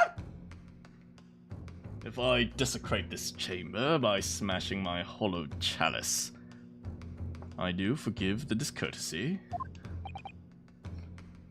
Lord Van Zeeks! People talk of those tiny island nations in the Far East as having a learning and culture of their own. Another $50, man. And a reminder, $50 based on Meat Boy's calculations was about 25 times 2. That was over $1,000. My man just threw away $1,000 because he was pissed. But I see they use the terms ill-advisedly. What are you trying to say? Let me explain in terms that even a mere student of the artless backwater, such as yourself, might understand. When the bloody scene unfolded, the victim and his assailant were sitting side by side. Multiple witnesses have attested to the fact. It's the very premise on which this case is built. And that's why the case is built incorrectly. By the way, for those of you who were following the whole argument of the lawyer type of thing, essentially, this is the same idea, right? People were like, who was sitting on the opposite side, right? Essentially, they were asking who was the third passenger. But I took the words incredibly literally and said, who was the person on the other side? I was like, well, it could have been Magnus McGilden. They're like, wait, no, we wanted to know the other person. But instead, now I'm just drawing them into a completely different direction. So I've completely misdirected the questions where we're not focused on who the third person was anymore. Which is very smart on Naruhodo's, in Naruhodo's defense in order to misdirect the court. Objection!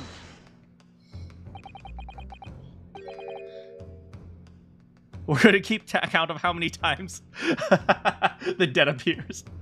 But that premise may be wrong. What?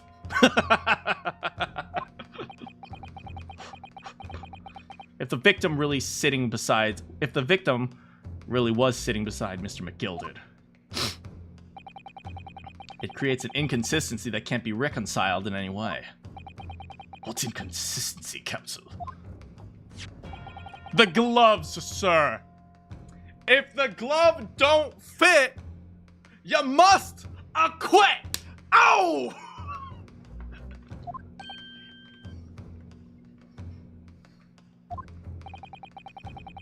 Both witnesses made the same testimony.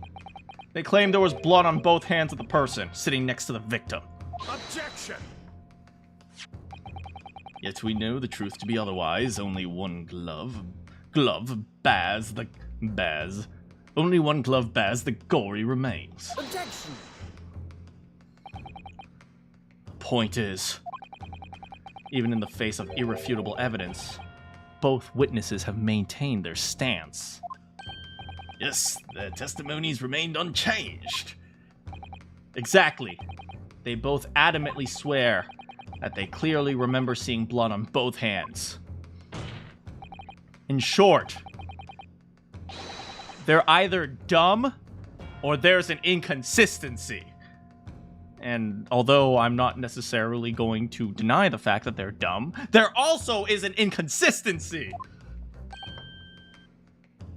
Did he just call me dumb? If it was somebody else sitting beside the victim that night, a third party we've yet to identify. And the victim's blood was on that passenger's hands. Both of them! Objection! And who was this third party? Obviously, the true culprit! Extraordinary! Or pathological liars, could be that too.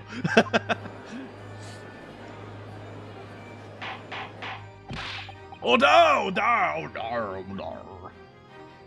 What exactly are you postulating? Objection! The defense is postulating is just that. Nothing more than conjecture. The witnesses have clearly stated that they saw the accused. Objection!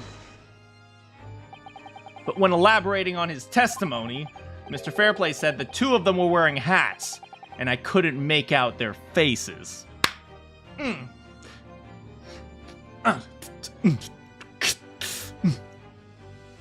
Honestly, at some point I want Ryunosuke to just like start going like mad beats with like whenever he's like destroying the case.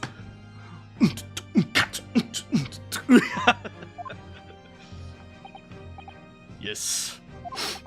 The tops of their heads were obscured by the roof. Oh, I couldn't see the rest of them though. I could see the rest of them though. That's right. Both gents were most certainly hatted. Hatters do tend to know. Oh, right, he is a hatter. You're right. You were right, Kiyoma. And what particular styles of hat did the two gentlemen sport, Mr. First? I'm afraid I don't remember that much. And you call yourself a hatter? Well, I'm mad. What do you want? The style of hat makes no difference. There was no third passenger. Passenger. No, it's passenger. Right. It's the word pass is pronounced pass, but the word passenger is pronounced passenger. In other words, screw the British. Oh, I freaking hate this language. There was no third passenger in that cabin. How can you be so sure? Because if there had been, the accused, Mr. McGilded, would have undoubtedly offered to depose that fact. Unless that is, you are proposing an even more preposterous explanation. English is the same. I know, English sucks, man. English is the worst. That the accused failed to even notice the presence of the true culprit in the very cabin in which he traveled. Yeah. There could have been a 4-year-old, a child slightly taller than Mr. McGilded. Mr. McGilded is a short king, okay? Let's not. Yeah, Mr. McGilded was asleep. Maybe that's a better explanation. It could have been a 3-year-old girl. He's right. There was another person traveling in the enclosed cabin of the omnibus. It's inconceivable that Mr. McGilded would have been unaware of it. Order! There is clearly a simple solution to this problem. Bring the accused, Mr. McGilded, to the stand. Well, what say you, counsel? The prosecution objects, my lord. On what grounds? As a suspect, he will have already made a full statement to the police. But, what if there's some reason he's unable to speak freely? Magnus McGilded is no uneducated ruffian. If it indeed turns out the man has been withholding information, you can be sure it would have been a most deliberate act. Counsel for the defense, what's your opinion? Can I consult with my client? Like, what? my lord? Should we ask Mr. Gilton to testify or not? We have the right to, ask our client, right? We can't force him to testify, but unless the 5th doesn't exist yet. Bill of Rights. Does the Bill of Rights apply to the UK? Do they have the right to remain silent? Can silence be considered evidence in court? I don't know.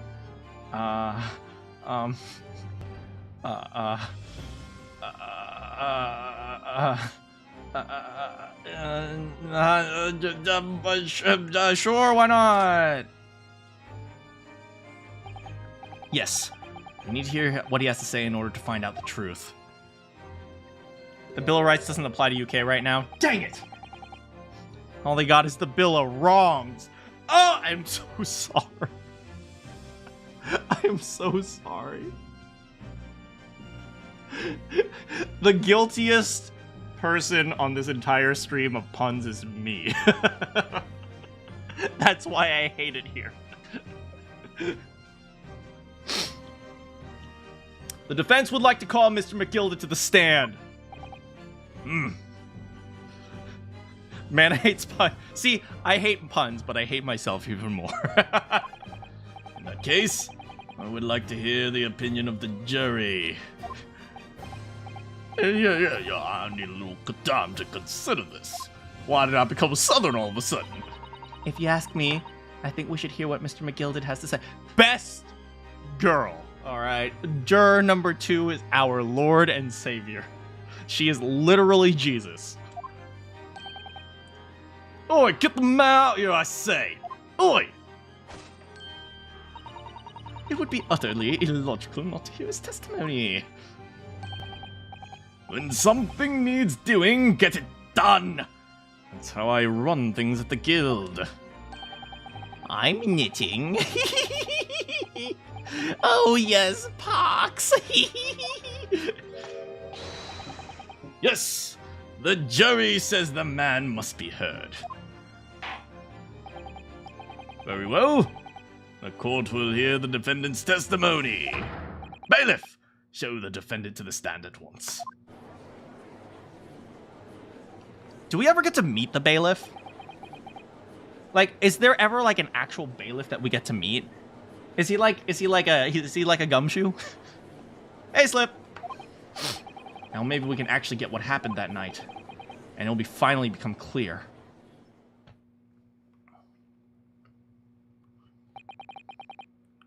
Let proceedings be resumed. Mr. McGilded, have you been listening to the discourse of the day?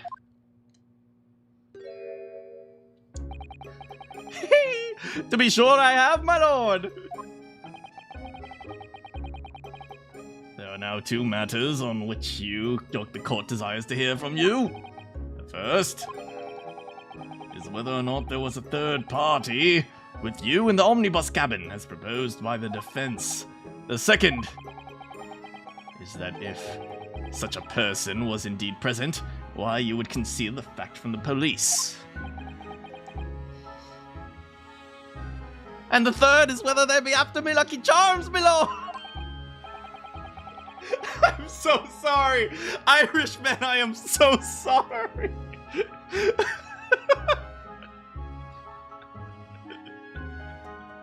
All you Irish in the hanging out with us today. I am so sorry.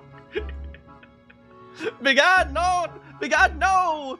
It's not in my nature to hide anything at all. Just answer the questions, please. The truth of the matter is, I've been desperate about this all along. Do I tell you all or keep my mouth shut? Tell us what, Mr. McGilded? The fine fella representing me is absolutely right. In the carriage on the night with myself and the other man, there was another passenger. Is it true? Aye, 'twas me who helped the little urchin get away after toll happened. You... What?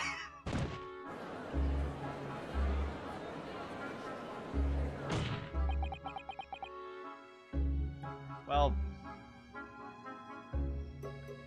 I really don't know what to think. No. Magnus McGilded, that convenient excuse can't save you now. Oh, I'm truly sorry. Oh, I so am, Lord Von Zeeks. I'm sure you'll be wanting to know why I said nothing when I was taken in by the police. I do be having a very good reason, I assure you. Which was? Well, little child was in the wrong place at the wrong time. Not any way involved, you see. What? And if the police had known the wee one was out there, they would have assumed she'd done it. They'd have hauled her into the courtroom, just like myself. I was only trying to spare her that. What a gentleman. Ladies and gentlemen of the jury, does this man seem like a killer to you? He helped a poor, innocent young lad get away because he didn't want this child to go through trauma. The poor kid has been through enough. And he said, you know, this poor little boy, he's just all the wrong place at the wrong time. He doesn't need to go through all these problems and all these trauma. Clearly, Magnus McGilded has the heart of an angel. Ladies and gentlemen of the jury, if you vote guilty, you will be taking away one of the greatest members of our society. I want you to think about that when you are deliberating today. Did I just become a defense lawyer making a closing statement? Young hearts and young minds are easily damaged, my lord. I hate my life. And who was this young child of whom you speak of? That I don't know. You don't know. Well, that wee thing just happened to be in the carriage that night. I never saw her before or since. Objection! We have absolutely no reason to believe this man. The prosecution calls for the witness's statements to be disregarded by the court. You know, I wouldn't be surprised if the urchin isn't here in this courtroom as we speak, listening to the proceedings. Wait, what? Wait, what? Wait, what? What? Wait, what? What the? But that's... Someone's trying to get away! It's no use! I can't see anything through this smoke! What's going on? Cover your face! Bailiff, don't let the accused escape. Secure the omnibus. I hereby call an emergency recess. Bailiff, ensure the defendant is in custody and clear the courtroom. Okay, so...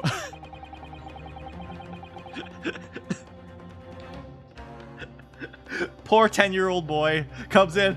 Magnus McGilden is innocent!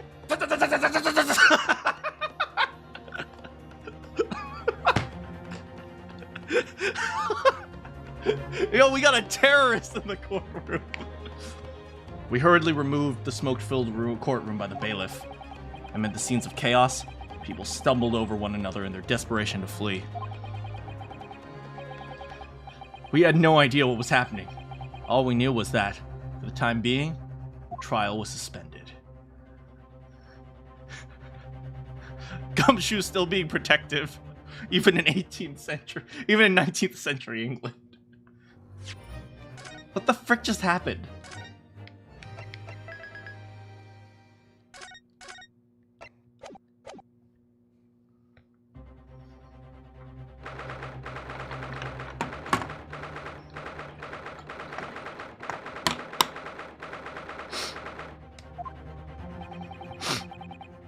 What on earth just happened in there? Mr. Naruhodo, I managed to find out what happened. Mr. Sato? I was told it was an advanced form of a smoke grenade. What? That sounds like the thing ninjas use. They're just making sure everything is safe now. I think the trial will start again before long. But who would have done something like that? The police managed to catch someone who was trying to flee the courtroom, apparently. Flee the courtroom? Why? Well, it's a young girl around 15, I hear. A young girl? I knew it!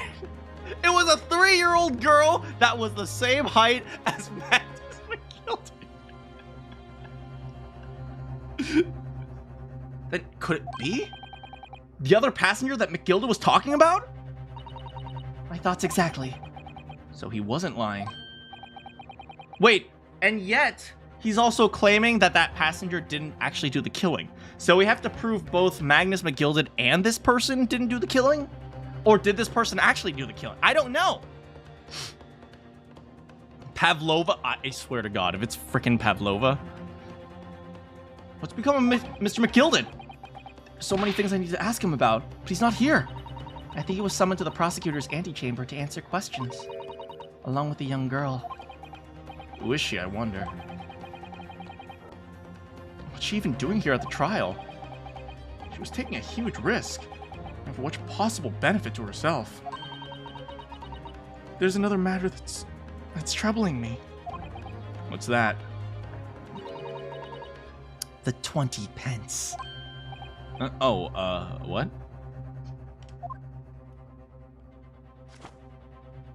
Can we be McGilden's personal lawyer from here on out? Yo, we are going to be eaten so good. It's like, no, Mr. McGill, you want to hire us? It's like, frick, goddamn, yes. Frickin', you could pay us 20 pence a day just in case there is a trial. Like, we're gonna be eating so, and if we lose the case, he dies anyway. So it's not like it really even matters. According to the coachman, Mr. Beppo, he took 4 pests. Oh, right. Which means that kid snuck on. But, what is it? He called her an urchin, right? If he's an urchin, if she, it's a girl. If she's an urchin, then maybe she snuck on, right? Like she's like a homeless kid, right? Or like maybe like a child or a parentless kid, like an orphan. Like, so she probably is like good at like stealing things, I assume. At least that's my D&D knowledge. that comes to a total of 20 pence. But there were 5 passengers. Which means the figures don't add up. She's right. That is strange. Counsel for the defense, kindly proceed into the courtroom. Trial, 5 minutes, let's go. Well, let's go. I imagine this young girl will be asked to take the stand. Can't really imagine what she's going to say, but it could alter the whole direction of the trial. I guess we'll know soon. Yes!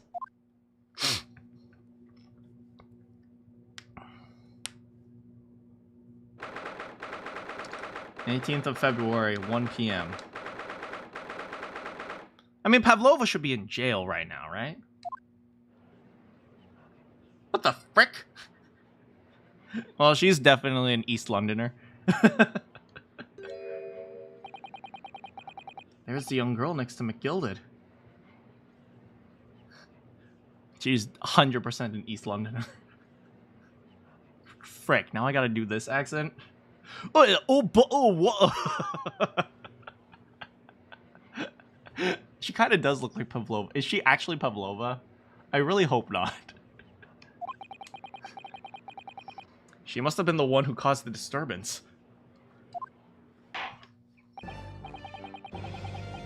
After a rather eventful recess, court will now resume the trial of Magnus McGilded.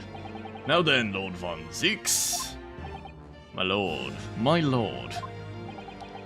I believe you have established the cause of the smoke which failed the proceedings earlier. It seems to have been an advanced form of smoke grenade, of the sort typically employed by the army. So, this girl has access to army weapons? What? Good gracious, the army! What in the devil's name? It was an elaborate attempt by a young girl to cloak her escape from the public gallery, but she was caught. And now occupies the stand. Your name, girl? Are you responsible for the smoke grenade, which induced the pandemonium here in my courtroom? What is the meaning of this deplorable behavior?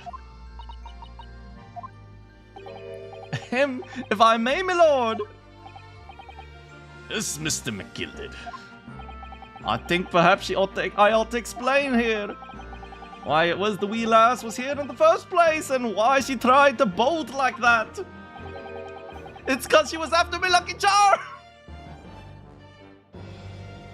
I'm so sorry.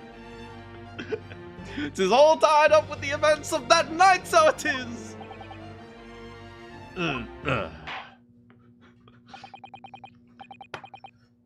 Very well, Mr. McGilded. Give your testimony. You will explain to the court how exactly this young woman is involved in the case. I hate my life. I hate your life too. It's not like a defense lawyer needs that information or anything.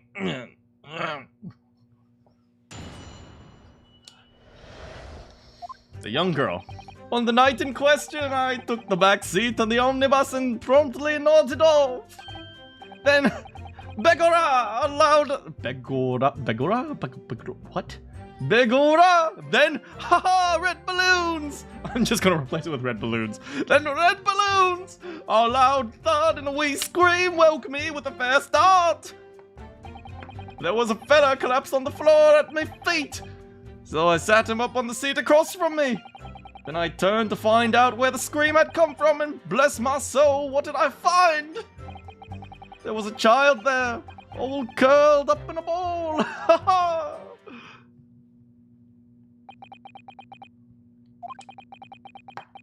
I remain somewhat baffled, I confess. But from what I gather, on the night in question, this young girl was indeed riding on the omnibus, is that correct? 'Tis exactly as the defense counsel said. The last was the 5th passenger, my lord. She's taller than McGill. She's kind of cute. Actually, I don't even know what she looks like. That's how much of a simp I am. Very well. The defense may now cross-examine the witness. Oh, whoops. Yeah, do we have info on her? No, we don't. She's about Susato's age. They said she was about 16, right?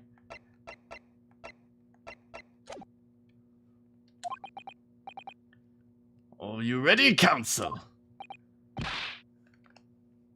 Yes, my lord. Rather, no, I have no idea where to start. Ooh. I love this stupid sprite. I hate your life.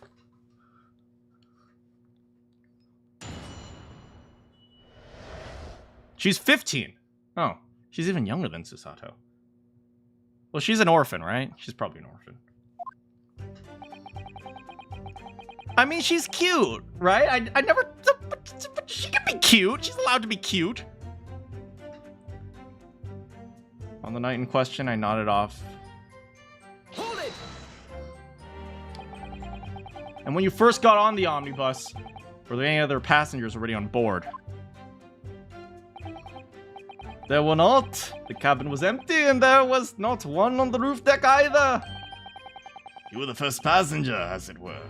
I see. That is why I took the back side as I did. 'Tis the most comfortable, because I'm short. Could you explain exactly what you mean by the back seat? By all means. 'Tis how you already described it earlier. I'm talking about the seat opposite to one which the poor gentleman who was stabbed was sitting in. Like I said, it's the most comfortable, and where I feel the most at ease. And of course, I enjoy gazing through the skylight from time to time.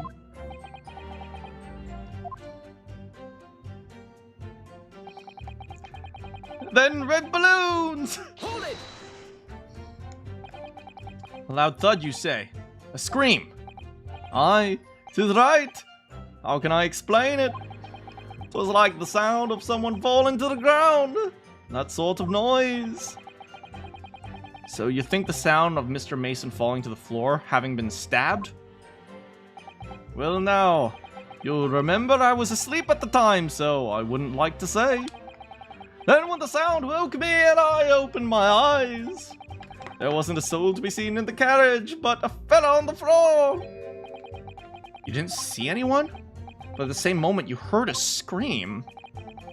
Ah, from the seats above you on the roof deck. Not above me, no, my lord. 'Twas from inside the cabin.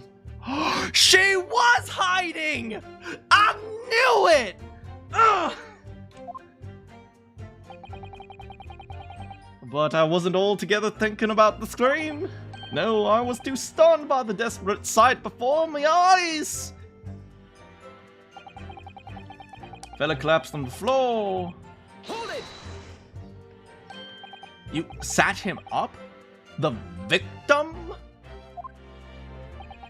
That I did. On the seat across from me, as I said.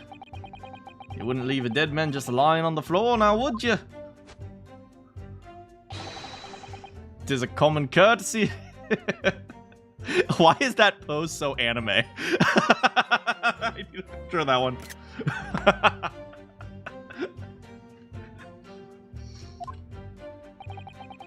I find that a little hard to believe. Ara! Ara.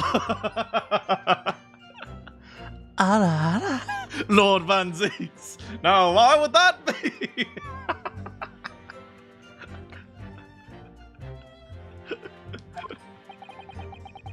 You wake to find a man lying dead at your feet in the carriage. Any normal person would hail the cabman. Any upstanding member of London society, that is. Ara! Well, as you know, I'm something of a special line of business. Business of lending money at exorbitant rates of interest. Unfortunately, my lord, not everyone is thankful for the help I offer them. Some would even see me dead. Exactly, see? Loan sharks are actually good, the best type of people. They give people money for free. Loan sharks literally give money to people for free. And all they ask is that you pay them back eventually. That's it. That's it. Just pay me back eventually, right? And if you can't pay me back in cash, you can pay me back in other things. Just oh, you don't have the cash? No worries.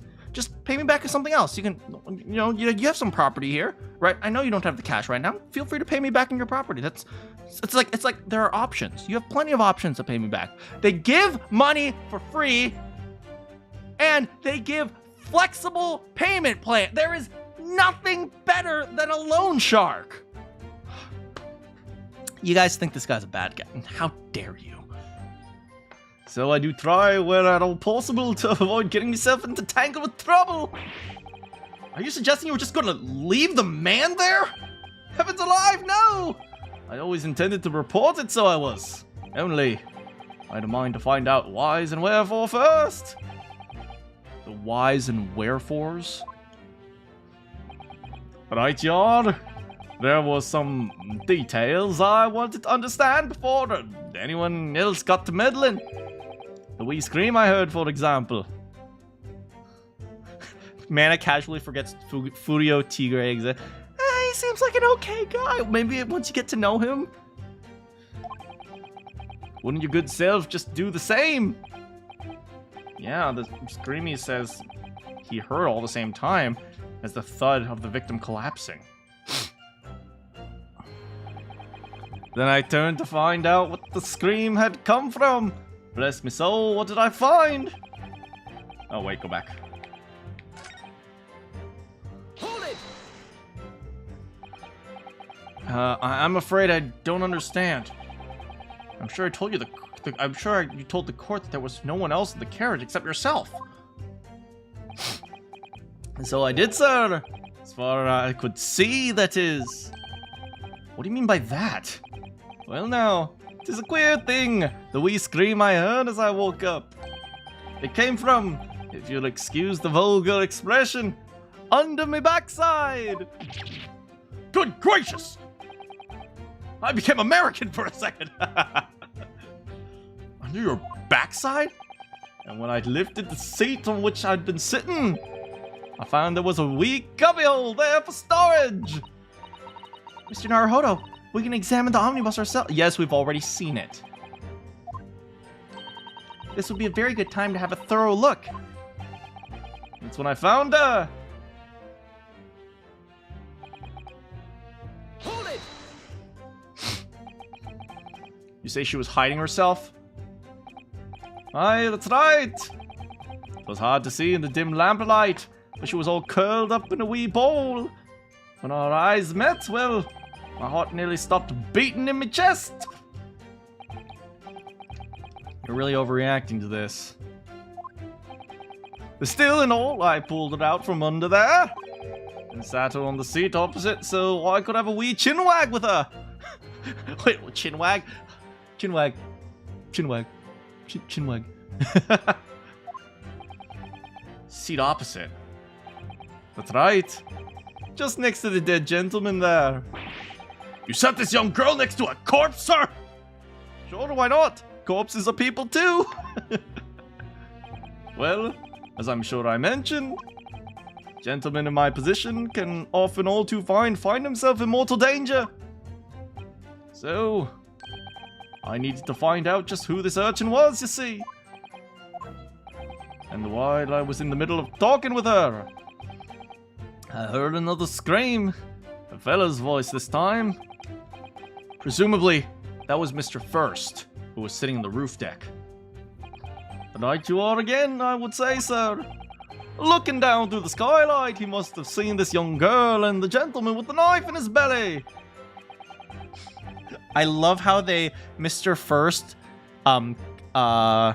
confused Mr. McGilded, a 30-something-year-old gentleman, with a 15-year-old orphan. In other words, the previous witnesses did not, in fact, see you at all. Wait, I'm American again. What they believed to be yourself and the victim in this was in fact this girl and the late Mr. Mason. Aye, my lord. It was, as I think everyone understands now, sat at the back of the carriage, out of sight. Done. Done. It's over. It is certainly plausible. The defendant is somewhat diminutive. Don't be doing my short king like that. My man gives back to the community, and you doing him dirty. You surprised the British out. And readily confused, perhaps, with this young girl. After that, of course, with the scream of the gentleman over us, the driver realized something was wrong and pulled on the horses.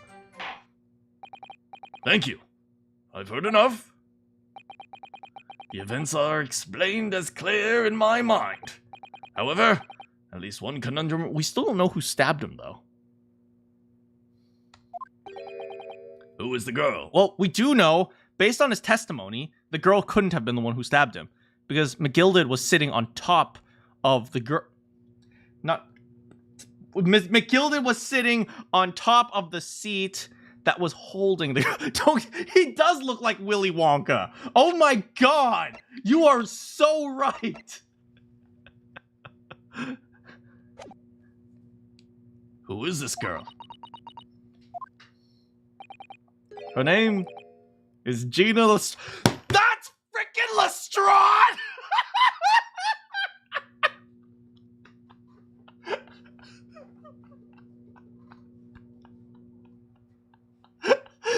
What?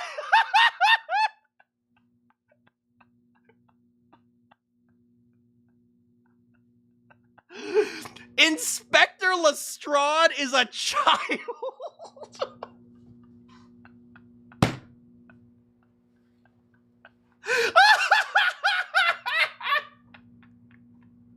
I can't. He's Willy Wonka handed Hoopa Loop. She's a chancer. Earns a crust among large crowds, relieving people of their purses. What's commonly called a pickpocket. This girl here. A petty thief.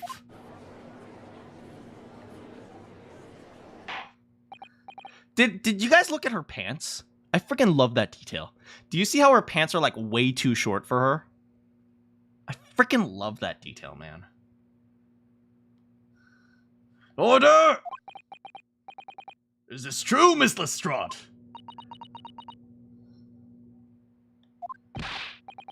Miss Lestrade.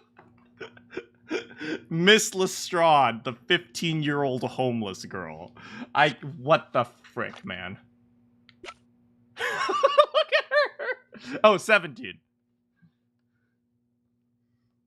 Look at her. She's adorable. Oh, I want to love and protect her. Oh, look at her. Look at her. She's adorable. Oh, I want to give her food, except she'd probably clean out my entire house. You will answer this question. Shit, whoa, whoa, she got a gun!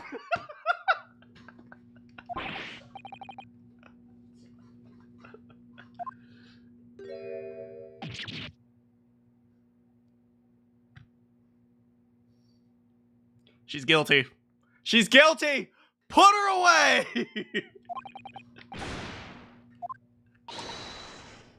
Open your eyes!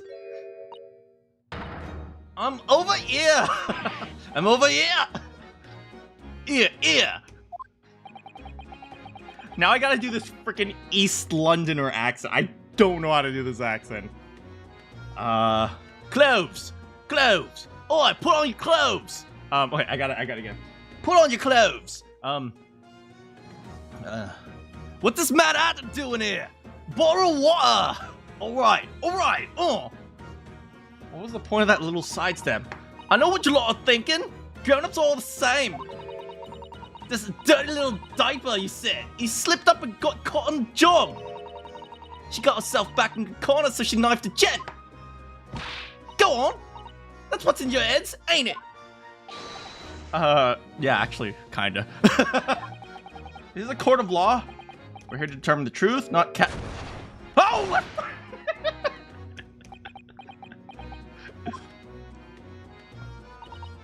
Look, knife for cowards.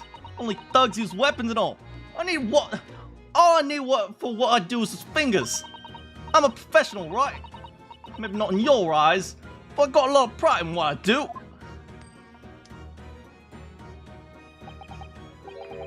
Let me guess, you don't count smoke guns among weapons for thugs? Oh, this? Yeah. It was in a bag I lifted the other day. Well, we're downtown to keep the four-wheel drags. Nice, isn't it? I like to pick the best. Do not wave that thing in... He's become American again. Do not wave that thing in my direction again. So... you admit that you were riding the omnibus on the night in question?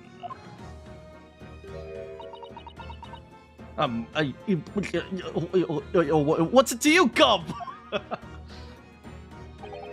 It's all right, lass. You can tell them the truth now. All right, yeah. It's just what, like the Irishman said. The court accepts this girl as evidence.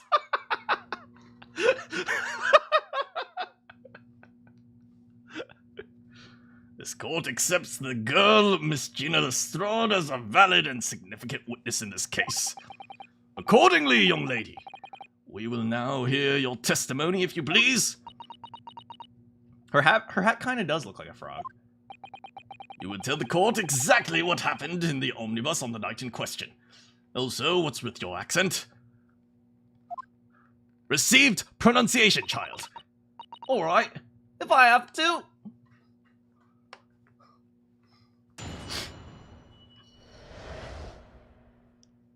What the girl saw.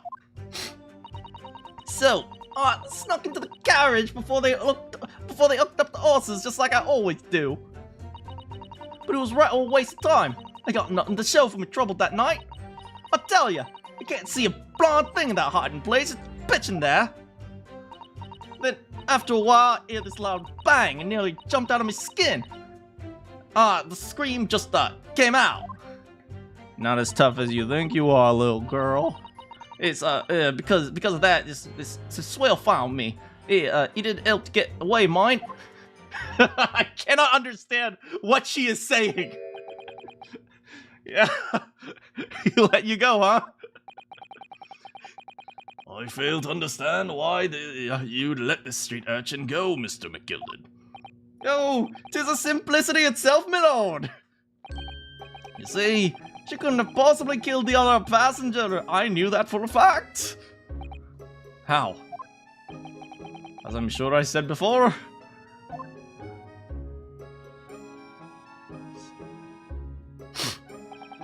I was sitting right on top of the place where she was hiding herself.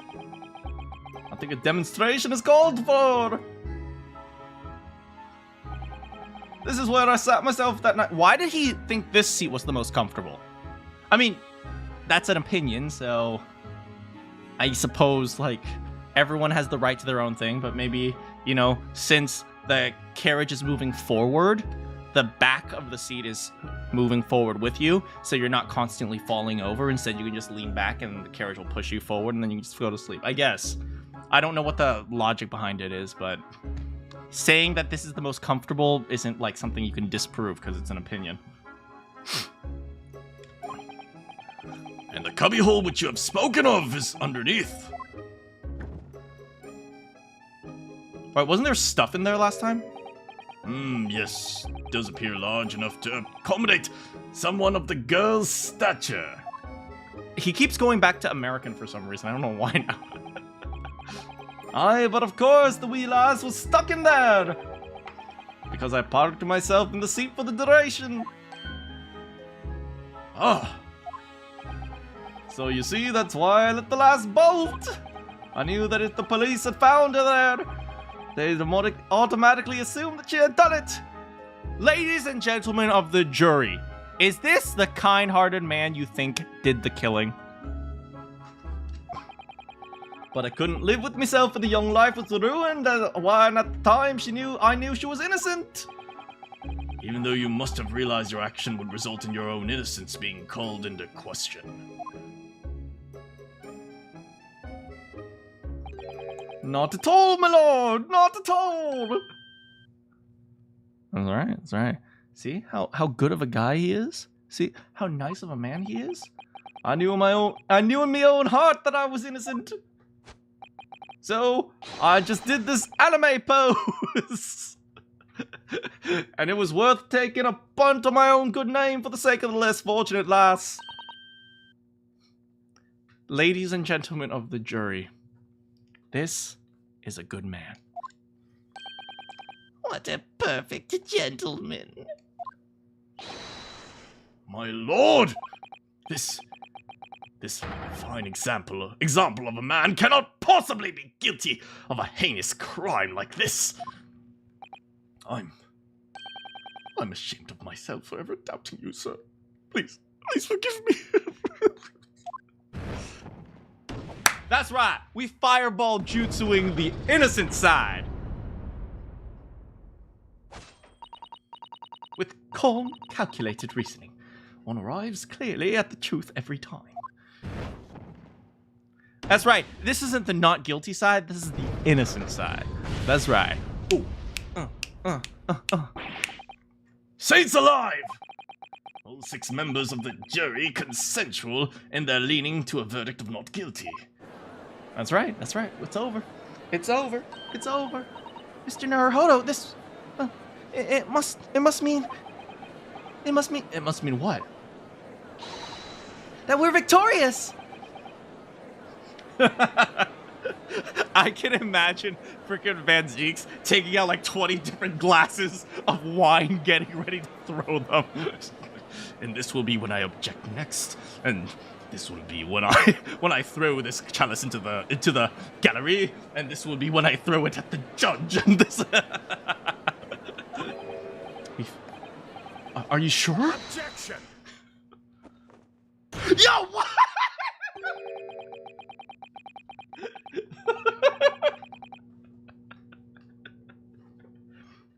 If the sight of my iron healed my iron. How do you say iron? Cambridge. Iron.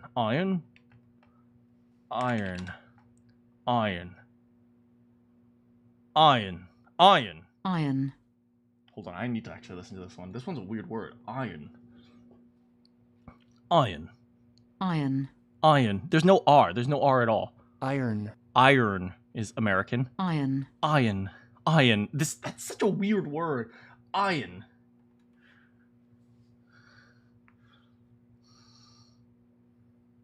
One moment.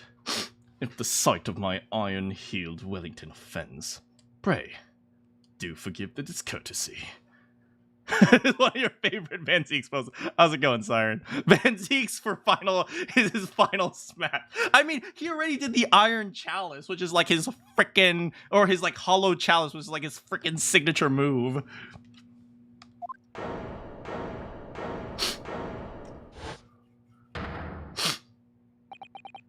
This really is a consummate example of the one monumental flaw in the British judicial practices, where evidence and reasoning should be paramount. Emotion rules the day. They wanted Godot to make this pose. This is 100% Veeks, Van Zeek's trademark. Veeks? Okay, nickname Veeks. Emotion. The witness's latest statement gives us clear insight into his true nature. What do you mean his true nature? Do you really think Scotland Yard would have made such a glaring omission? After the incident, the omnibus was comprehensively searched by the police officers. Obviously, the interior of this cubbyhole, as the witness put it, was included in their investigation. The compartment under the posterior seat was full of the coachman's belongings. It's noted black and white in the police report. Good Lord! The evidence has been tampered with in order to corroborate Mr. McGilden's story.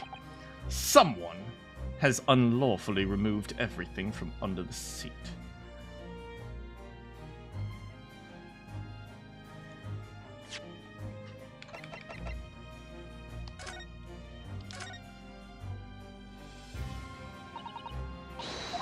Wait, we gotta go back inside.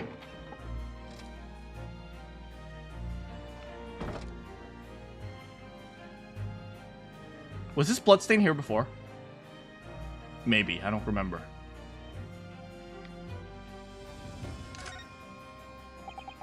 The seat looked reasonably soft, but it's actually rather hard when you sit on it. And only just wide enough for two gentlemen. Okay, open up. Open it up! Open it up. Of course, an English gentlewoman would be dressed in such finery. It would be quite impossible for her to climb into the roof deck, so she would have to be seated here. Okay, yes. A woman in a kimono would have the same problem. Women's clothes are very impractical, aren't they? Open up, open up. This seat has a handle. Oh my god! What? That's no! No!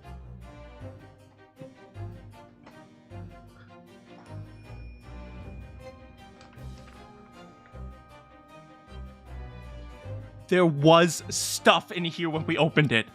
The last time... This evidence has changed.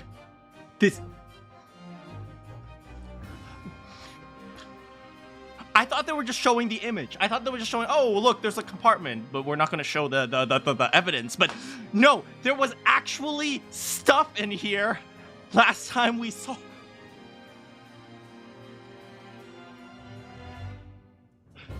Wait, which now makes me wonder, was this bloodstain here before?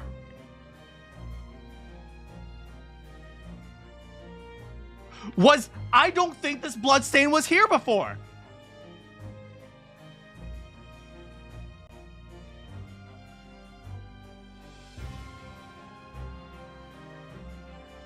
Oh my god, someone's tampering with the evidence. And the smoke bomb! And the smoke bomb! And the reason why Gina smoke bombed was so someone could change the evidence.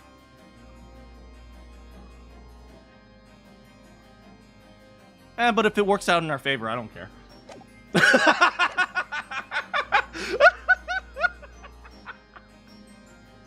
I don't give a damn! I don't give a freaking damn! As long as my client is innocent, I couldn't care less!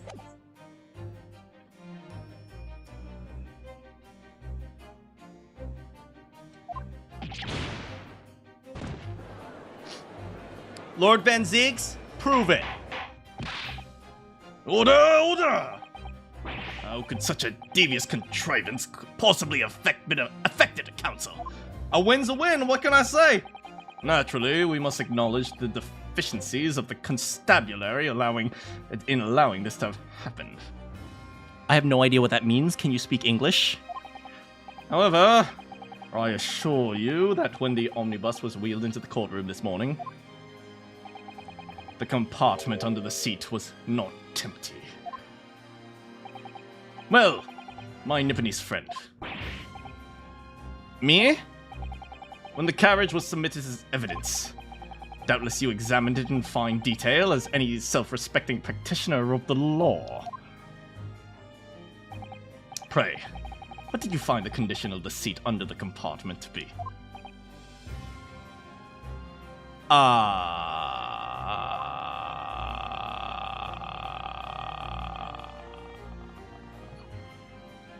Oh, to be sure, this young gentleman will be able to clear this up in a jiffy. Sorry? Go ahead. You tell the court now, fella. Oh, this is all an elaborate excuse by the desperate Lord Van Zeeks. Hey, you know what? Do you know what my job is as a defense attorney? My job as a defense attorney is to demonstrate to the court whether or not there is enough evidence to convict someone. My job has nothing to do with proving someone guilty or innocent. That's not my job. My job is simply, like, I actually believe this personally. This is very in-depth legal philosophy. The job of the defense attorney is to demonstrate that the prosecution does not have enough evidence to convict. That's not the same thing as saying someone is innocent, right? That is a very important point, right? I'm not saying that McGilded is innocent. That's not my job. My job isn't to decide whether or not he's guilty or innocent. My job is to ensure that, one, my client has a fair trial, and two, that the prosecution may not have enough evidence to convict McGilded.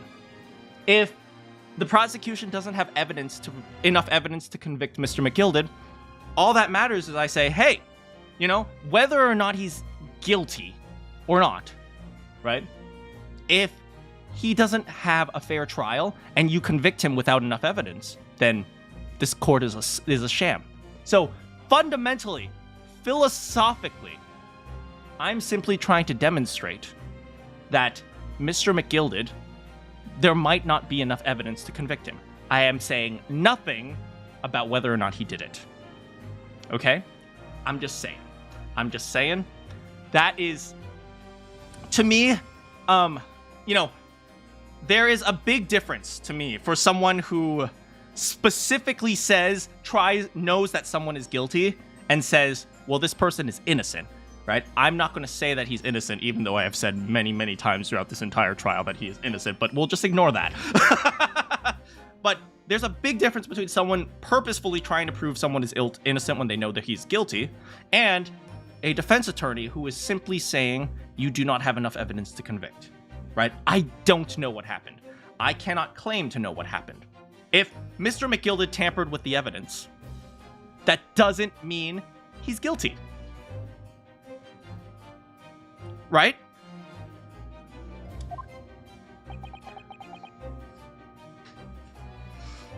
Well, anyway. Well, counsel, do you have something to say on this matter? You guys ever try ramen? It's really good food from my country. I think you guys will really like it. Why don't we all go break? I'll make you some ramen. I really want ramen all of a sudden. How am I supposed to answer? What can I say about the state of the compartment under the seat?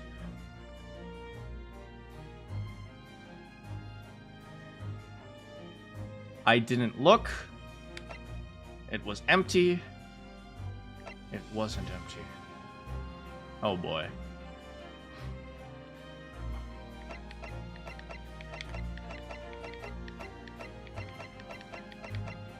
This is an easy question if I was allowed. This is an easy answer if I was allowed to rephrase this. I would have simply said something along the lines of, well, I remember looking, but I didn't pay particular attention to any specific part of the cabin. My memory is not necessarily infallible. Lawyer it. We're gonna lawyer this. We're gonna lawyer this. What happens if I say I didn't look? I mean, I looked only briefly. I think I remember seeing something there, but whether or not it was a whole bunch of stuff, maybe, maybe not. I don't remember exactly what happened. I mean, I might as well not have looked. I mean, I don't know. It's like my memory's not infallible. I don't know. I don't know.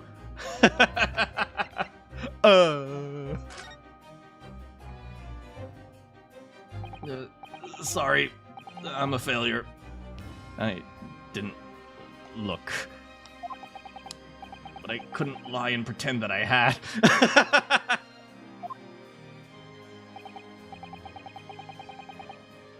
You didn't remember every exact detail? I am perfect. I'm just not perfect. You like honesty yourself? See, I didn't lie. I simply said I didn't pay attention in too much detail when I was looking at the cabin. Right? I didn't pay too much attention when I was looking at the omnibus, which is true. I didn't look at every single like thread on the carpet, right? I didn't pay attention to that much detail.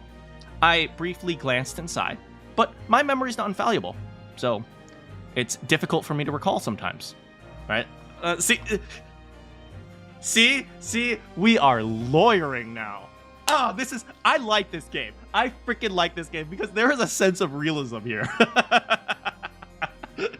Or maybe I just like what I'm inserting. Also, hey, how's it going, Arcane? Perhaps I credited you with too much intelligence. It seems, my lord, that this Eastern initiate is as unreliable as wine from the barrel. But, Prosecutor Van Zeeks, isn't it your job to secure the evidence? I'm just saying. It's not the defense's responsibility to produce evidence. It's the prosecution's. So, if you're going to claim that evidence has been tampered with, maybe you should prove it.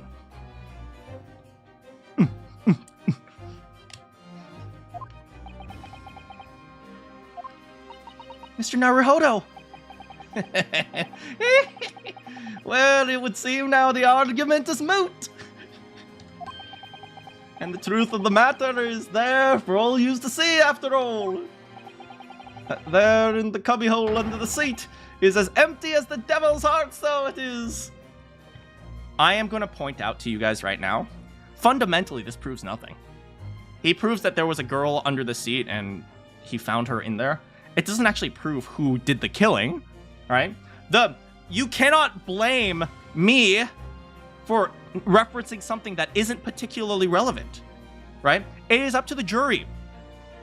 And if the jury is going to use emotion to decide something, whereas they should be using logic and they have the instructions to use logic, if they decide emotion, that is not illegal.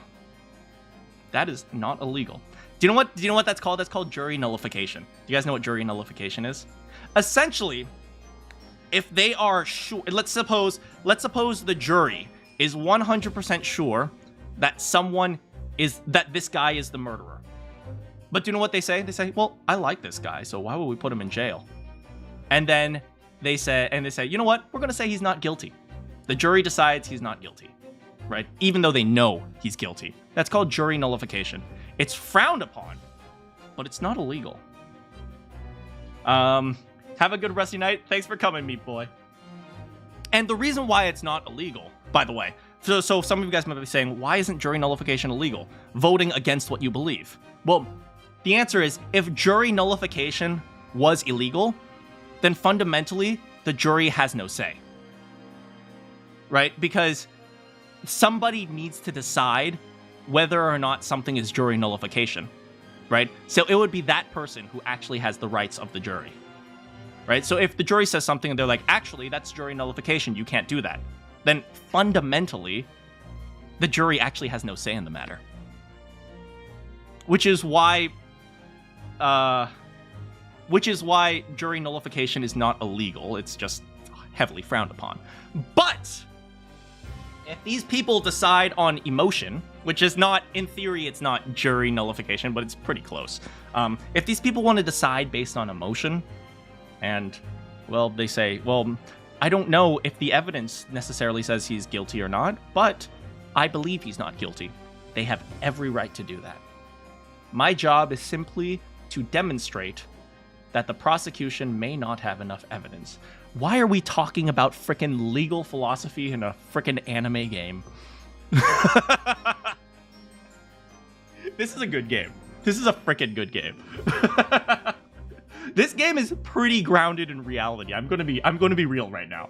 They're talking, I mean, obviously not. Like, nobody would actually release a smoke bomb into the court and, you know, mess with the evidence and stuff like that. But the concepts that they're portraying are pretty real. A lot of the stuff is, like, very, like, hidden into legal philosophy. So, this is a good game.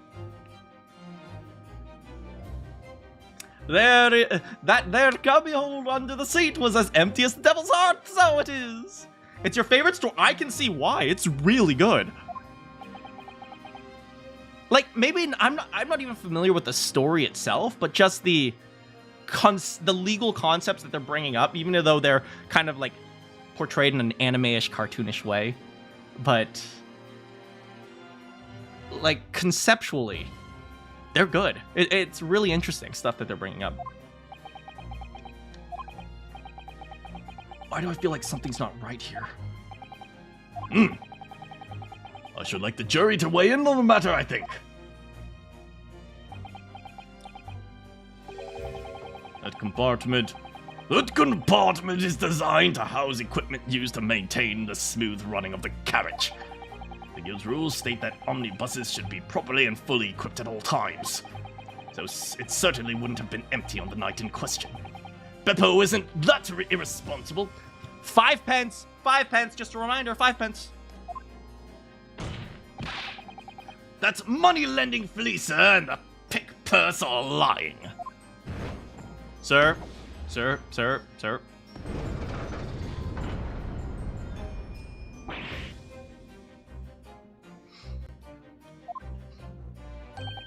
I can't believe I was nearly taken in. Stinking rich are always stinkers. Nothing but cowards, a lot of them. What? It's a trick. Of course it's a trick. Wait. I'd like to remind the jury not to base their decisions based on emotion. Jury nullification is heavily frowned upon. I would suggest you all pay attention to the fact. Am I contradicting myself right now? Quite so. I must concur here.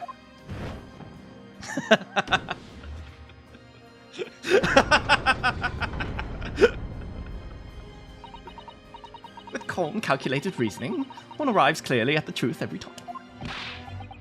But every time a different truth, it seems.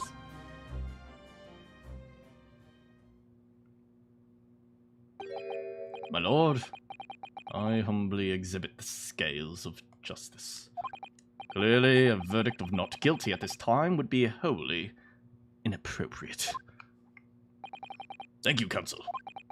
But before proceeding any further, there's a matter of the outstanding cross-examination.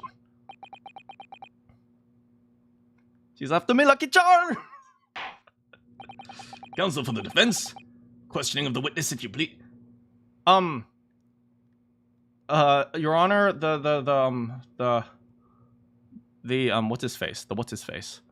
The defendant has the right not to incriminate himself. No further questions? Done? Yes, my lord.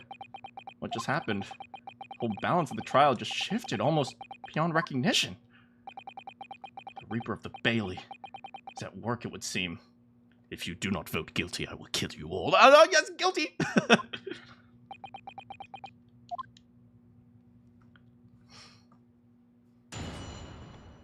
Oh man, it's getting hot. Man, this is good. This is a freaking good game. This is the UK, right? There would be no fifth. Dang it, someone mentioned that earlier too. Dang it. So the law is you must incriminate yourself. You snuck inside. How'd you do Hold that? it! You were already in the omnibus before? Well, yeah, I meant... I almost went into Valley Girl. Well, yeah, I mean, what's the point of spending a jelly? Well, yeah. I mean, what's the point of spending a jelly to make a few bob? That's the wrong idea, isn't it? I suppose she means there's no point spending money to make money. I guess it makes sense. Counsel, may I remind you that this girl is a petty thief. Kindly refrain from entertaining her tenants. Well, that does clear up the little mystery of the fares and all. I think the UK does have a law for self-incrimination. Yeah, I'm not sure which one it is, though. 4 paying passengers of 5 pence, making the 20 to which the cabman testified. And 1 little scapegrace, riding for free. The red coin of a driver always goes for the grub before its last run seat. That's when I slip into the carriage and get myself in under the seat. Nice and easy, right? But your hiding place is a storage compartment. Full of equipment for the coach, no?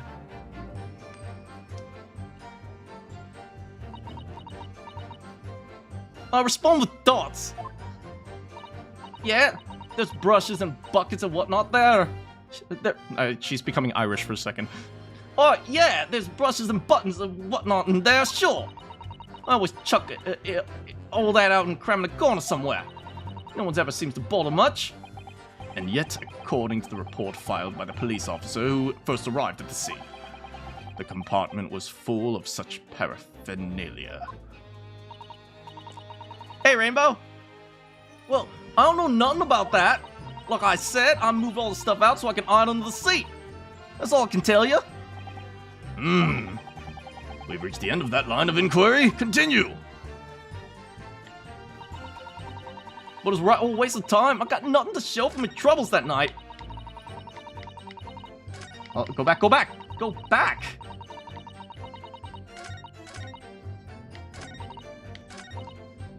Hold it!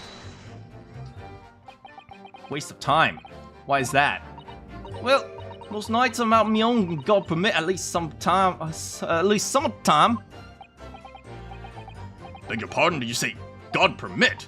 Oh, yeah, well, that's what my kind call it. You say the omnibus, I suppose.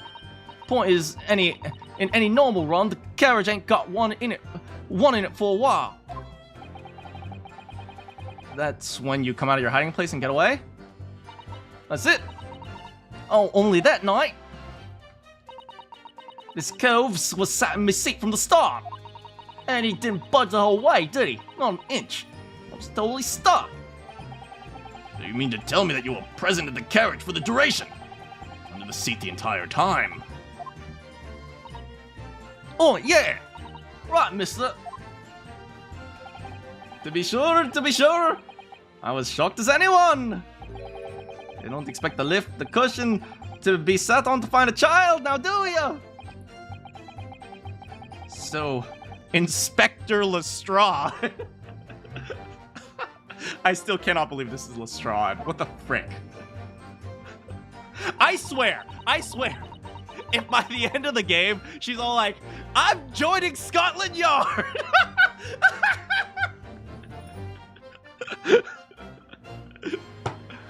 I tell you, you can't see a blonde thing in that hiding place. It's bitchin' there. It's bitchin' there. I cannot do this. I cannot do this frickin' accent. Hold it! So you couldn't see outside the cabin at all? Not a joke. Most days I push up the curtain with my head and I look in the crack. Then I can have a butcher I'm gonna fill. Thought you were a pickpocket, not a butcher. I mean, I can have a look. I get in the seat under ain't as plush as the other one. So most of the time, passengers plant themselves in the opposite. But for some reason that night, this here Irishman spent the whole journey over my head. It helps to watch the... Yeah, I mean, I've been focusing very hard on the regional London accent. I haven't really had any time to focus on other accents. And I'm not going... And I don't... And now that I'm focusing a lot on accents, I don't want to learn an accent imperfectly. So I'd rather just like do a stupid accent than try to half learn a Cockney East End London accent, if that makes sense. And for that reason, you weren't able to push out the cushion up the peak, I see. Truth is, I ain't too happy in small dark places. Feels like I've been thrown in clink. But the only place to hide is under the carriages, so it's Obson's choice. Wait, what? Help me, I don't understand what she's saying. Why didn't she just stick to picking people's pockets in the open then? I'd say there's some reason she's not letting on, judging from her demeanor. So anyways, I was a bit scared, but I had to stick it out in there. Nothing else for it. Hold it! When you say a loud bang, you mean the noise of someone falling? Could have been, I suppose. I don't remember so well. Point is, it made me jump. You let out a scream involuntarily? That's right. I felt a cushion over my head get lighter, and all of a sudden, Presumably when the defendant got up in order to help the victim. Or not. Could be equally have been the moment the accused stood in order to stab the victim, could it not? Objection? Conjecture? Well, girl, did you see what happened? Hobson's choice is rhyming slang for boy. How does that make sense? yeah, saw it. I pushed up the cushion and had a quick butcher's while I had the chance, didn't I?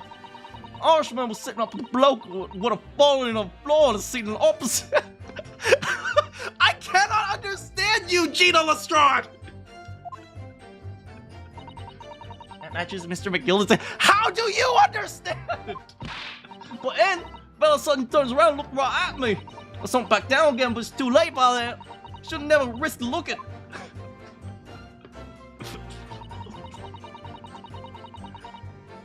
It's because of that if Swell found me. He didn't help to get me away, mate. Oh, I forgot to press that one. For one brief shining moment, yes, they did decide everyone was not guilty. It's clear they're all still very unsure. We can just find some conclusive piece of evidence among this new testimony. Okay. Yeah, I think you're right. I have this niggling. I still don't know what niggling means. Something's bothering me, but I just can't quite pull my finger to it. Can we adopt Gina? Can we adopt her and then raise her and then send her off to Sherlock Holmes, where he'll raise her to be a great detective, and then she'll join Scotland Yard like she's destined to do as G. Lestrade.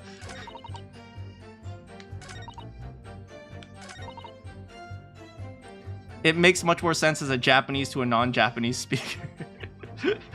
I get, you know what I heard? Non-native speakers have an easier time understanding accents than native speakers in certain cases. Because certain accents, because they're used to hearing more general sounds than like the specific sounds of proper speaking. Hold it! And when Mr. McGilda discovered you, he pulled you out of your hiding place, I was scared stiff it was. He dragged me out and set me down on the seat and all.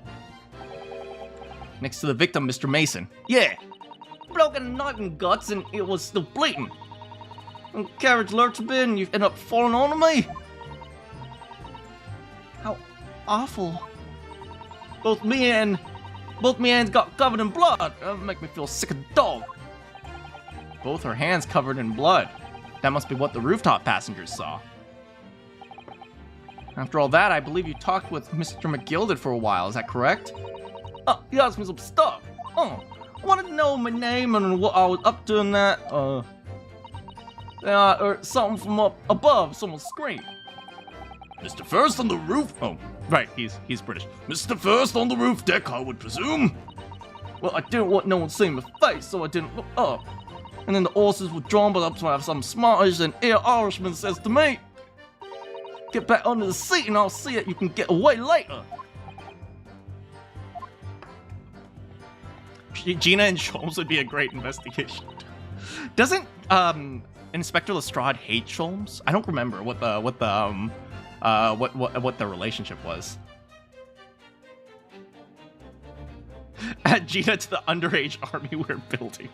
I mean, all we got is Susato and Gina so far. And Susato is like flips people. Clear. If we can just find some conclusive new piece of testimony. Pavlova. Yeah, but Pavlova doesn't seem to be able to fight. Wait, I don't understand. Why do we have to present something?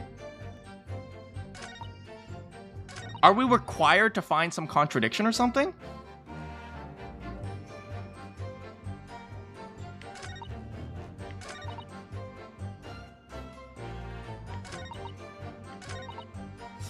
I just snuck inside the carriage before they looked up. They hooked up the horses like they always did.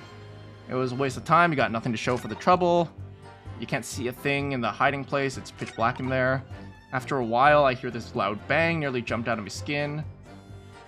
And then a scream. I don't understand.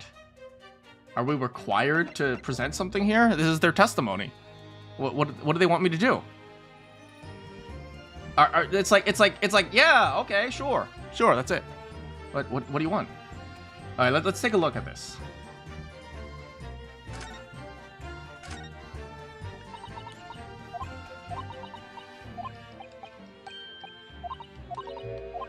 Okay, yes. Just take it out. Okay, so we have the Magnus McGilded. That could actually be a G for Gina Lestrade. Oh my god, her name is Gina Lestrade because the inspector's name is G. Lestrade. Frick! Oh my god. Okay, sure. 8-seater.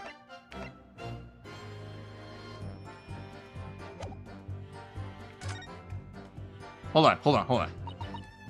All 6 members for one brief shining moment. It's clear. Conclusive piece of evidence among this new testimony. Something's bothering me.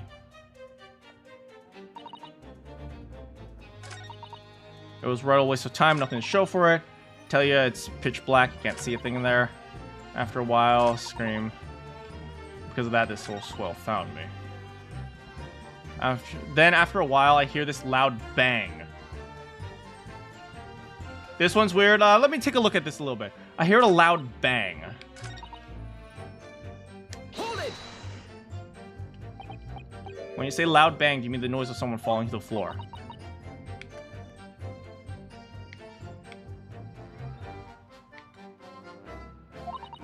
Could have been, I suppose. Don't remember well. Point make me jump. Scream.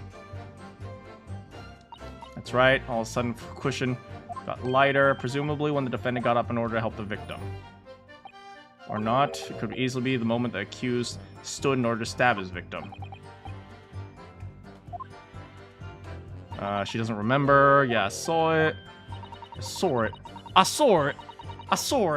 freaking R. Yeah, I saw it. I put up a quick cushion. Irishman was sitting up the bloke, falling on the floor. The seat opposite. That matches Mr. Gurley's account, but then suddenly turned around, looked at me. I said, never look at me. Okay. She says you heard a loud bang. The bang was the dude falling to the floor, right? Well, we have. Oh, we're trying to support their argument, right? We happen to have this stagecoach right here, and it's very clear that someone was bleeding on the floor, even though I think it's fake. So... Objection! Oh, it's an objection? No, I'm trying to support her!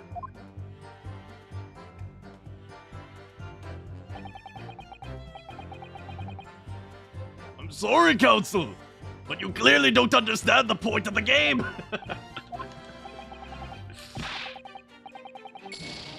Frick. Help me. Okay, let me take a look at a few more things. Okay. Okay, so she says, you heard a loud... Oh, wait, let's go back. I snuck inside the carriage before they hooked up the horses. Correct. Waste of time, nothing to show for it. I tell ya, I can't see a blind thing in that hiding place. It's pitch in there. After a while, nearly jumped out of my skin. Scream came back. This old swell found me. Helped me get away, mind. Because of that, the old swell found me.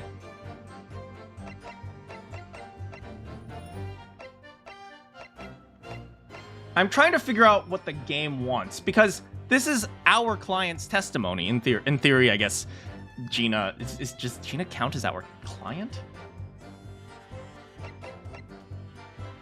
She's supporting us. Fundamentally, she's our witness.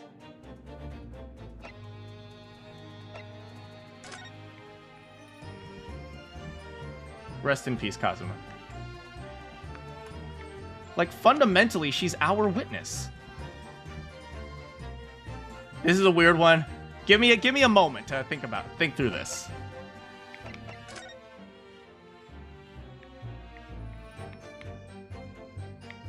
All right, so here's the dude.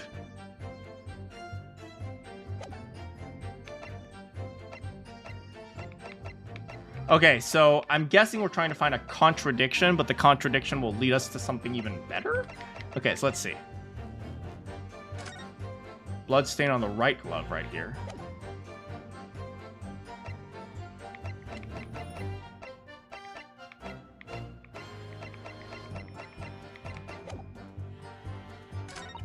Then after a while, I heard a loud bang.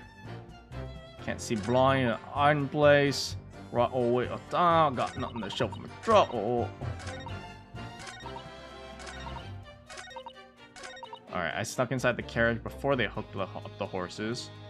Like, always. I mean, that makes sense. I got nothing to show for my troubles.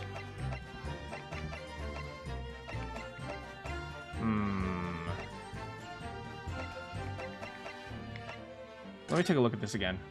That does look like the knife. I got nothing to show for my troubles. Let's check this again. A waste of time. Why is that? Most nights, I'm on my own in the God permit. On the God permit at least some of the time. The God permit, yeah, that's what you call a omnibus. The point is, a normal run, the carriage ain't got no one in it for a while. And that's when you come out of your hiding place and get away. Yes, that's it. Only that night. The stove was sat on my seat from the start. And you didn't budge the whole way, not a single itch. I was totally stuck. You mean that to tell us that you were present in the carriage for the duration? You went under the seat the entire time, while events unfolded in the enclosed cabin. Yes, right, Mr. To be sure, I was shocked as anyone. You don't expect to lift the cushion you've been sat on to find a child, now do you? Mr. Stark couldn't possibly be the culprit then. Okay. Oh, hold on a second. Let's see what she says here.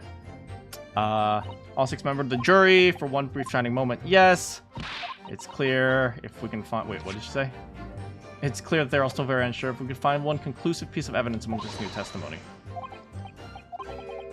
Something's bothering me, but I can't quite put my finger on it. Wait.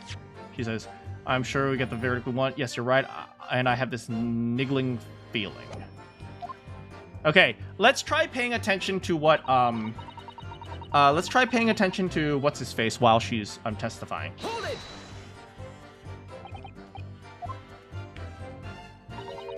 Well, yeah, I mean, what's the point of spending Joe? It might feel Bob. Yes. Well, it does clear up the little mystery of her affairs. Look at her, she's so happy.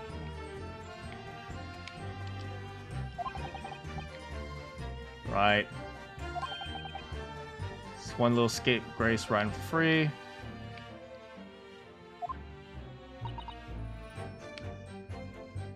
He seems okay. Calling the driver always goes for some grub before the last run, see, so I always slip in the carriage myself. Under it, not easy. But your hiding place is a storage compartment full of equipment for the coach, no.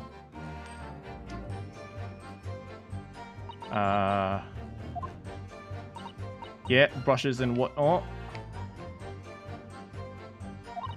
Always try out and cram a corner somewhere. No one ever seen it bottom up. Yes, according to the report, the compartment was filled with such paraphernalia. Well, I don't know nothing about that. I said, I move other sides like I under the seat. That's all I tell you. Seems we reached the land of. Okay, that's it. Oh wait.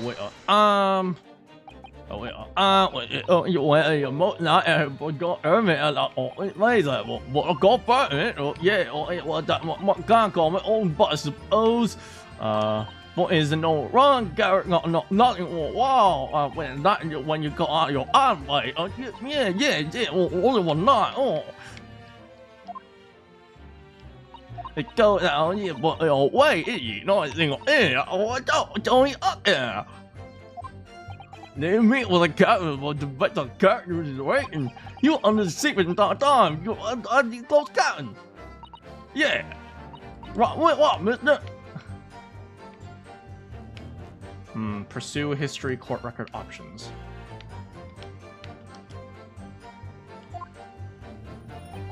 I can be sure it was anyone. Oh, you know, it's like a little good in my doubt, don't you? Oh. Okay, Miss Lestrade couldn't possibly. I tell you, get my thing. Alright, let's see. Couldn't see in the cabin at all. Not a jot. Oh, okay. Still not that either. Yes, not a pickpocket pusher. Look at time. Wait, items that was opposite. But for some reason that night, over your head. The reason you weren't able to pick up. Okay, let me see. Said. But for some reason that night, the Irishman spent the whole journey right over me head. Truth is, I ain't too happy in small dark places. Feels too much like being thrown a cliff. Well, no. What? Excuse me.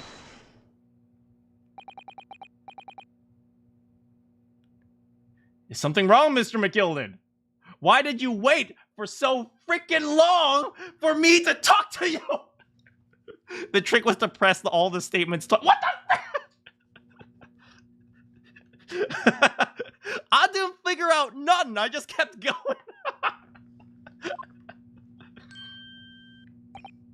Oh, I do apologize. Was there something the matter, Counsel? Now I'm getting all my accents mixed up again. Just wondering if Miss Lestrade's last comment made something occur to you, perhaps. You seem to be thinking something to yourself. Oh, no. It was nothing important. Just feeling bad for the poor asses all. I remember feeling desperate myself as long young lads shut up in the dark. It was terrifying, so it was. You see, I'm sure we can all sympathize. I'm still scared of the dark now.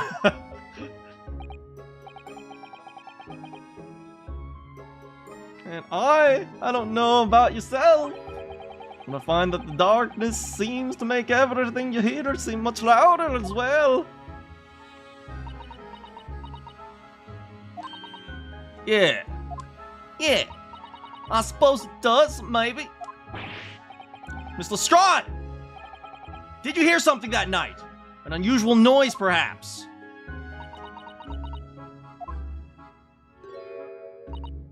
Nah, not really. All I can hear was the Englishman snoring. But Jeebus, there's no need to tell the whole world that you fumbles, you little scamp. What a pity. If only Miss Lestrade had heard something, might have been able to give us a vital new clue. Yeah. What should we make of that last statement of hers? It's profoundly important for reasons I do not know. My lord! I believe that statement just made by the witness is very important. Profoundly important. But all she said was that she heard nothing. Exactly! Which is the important part! I'm almost sure that I don't understand the inner workings of your Eastern mind. I'm not sure if that's racist or not. Miss Gina Lestrade, you supplement your formal testimony by repeating the last statement. What supplement? What you on about? Don't give me all your fancy talk. You know what you're trying to do? Well, it won't work on me. That's right. Insult the judge. Good move. I was straining my ears to find out what was going on, but okay, it was a snoring. Hold it! When I use this accent, I feel like there's something stuffed in my. So you were straining to hear what was happening. Since the moment you hit yourself? Not exactly, no. Sorry? Well, there was no one gabbing to start with. I just butcher cutting it up and have a butcher to see what. But then when I saw the swell getting on, it got me head down so I didn't notice me. And Mr. McGilded sat on the seat under which you were hiding. Yeah! Wait, I mean, even, what more? I do not know what you're saying!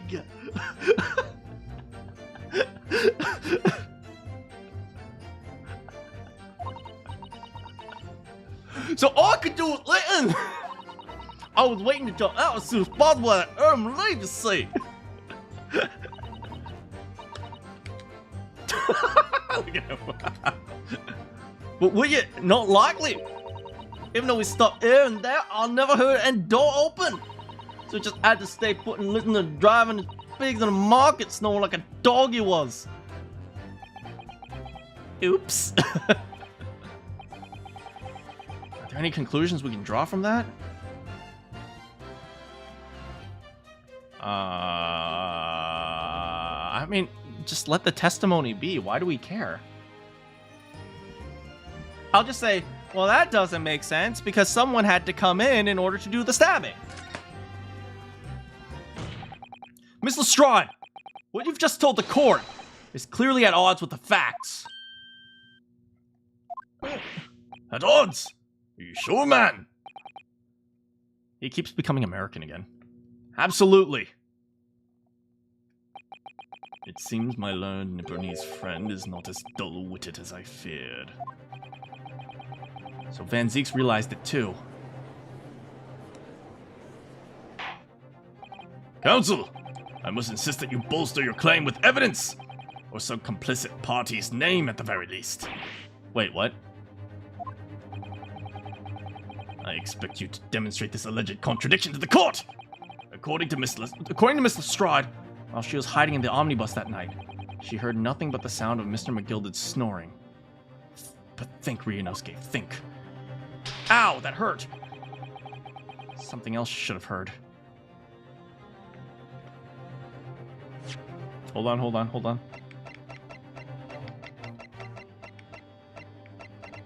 Alright, she heard nothing but snoring.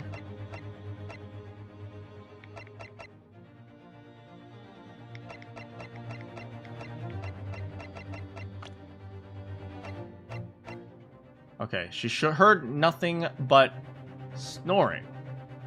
But she should have heard something else.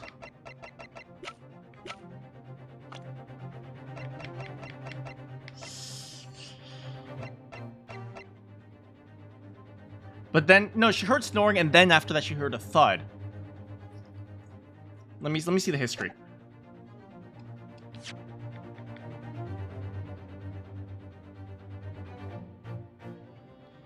Choice, it doesn't add up. And any conclusions? I never heard the door open.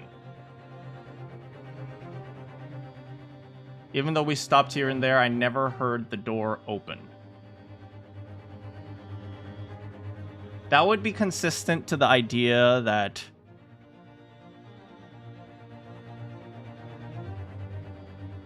here and there, not likely. Will you haven't Eve it? but nothing but the sound of Mr. McGilded snoring. Is the argument we're trying to make here that she should have heard the victim come in too at some point?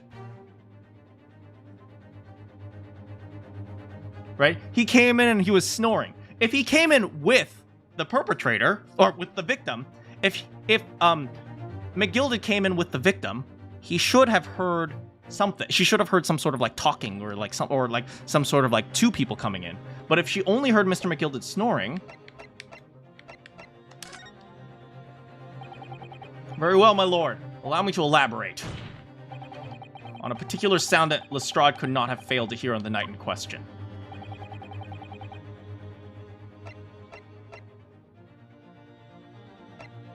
Is this the argument we're trying to make? Take that! Thrice fired. Oh, thrice fired Mason. Yes, my lord. The sound that Miss Lestrade cannot have failed to hear is that of the victim, Mr. Mason, boarding the omnibus! Why am I trying to contradict my own witness?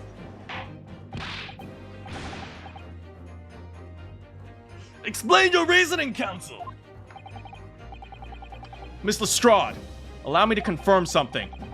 You claimed earlier you were the first person on the omnibus, is that correct? Yeah, of course it was. I got on, the driver was in the pub, you deny. Next person was Mr. McGilded? Aye, that it was. Not a soul in the cabin when I climbed aboard. At least, not in plain sight. So you were all... you were, to all intents and purposes, alone in the cabin. Yeah, not say just as much. I wasn't traveling with anyone, if that's what you mean. Yeah, I saw him get on, remember? I thought through the crack of the seat cushion. It was on his own for sure. And from what we've heard, the carriage made a number of stops, during which time you didn't hear the door opening or closing at all. Nah, never heard it. It's exactly what I was listening for. What? Waiting for the swell to leave? In which case, when and how did the victim end up in the carriage? We know that the victim collapsed inside the enclosed cabin of the omnibus. Therefore, Miss Lestrade's statement about what she did or didn't hear is at odds with the facts. Why are we contradicting our own witness? Yes, this petty thief's statement was clearly flawed. Lord Van Zix? Yes, he knew. He knew all too well that there was an inconsistency.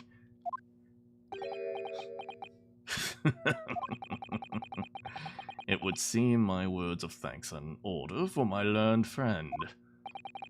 What are you talking about? You have demonstrated matters impeccably. This witness and her colorful statements are entirely unreliable. Her words are convenient untruths. Nothing more. Good job, Naruhodo! You played yourself!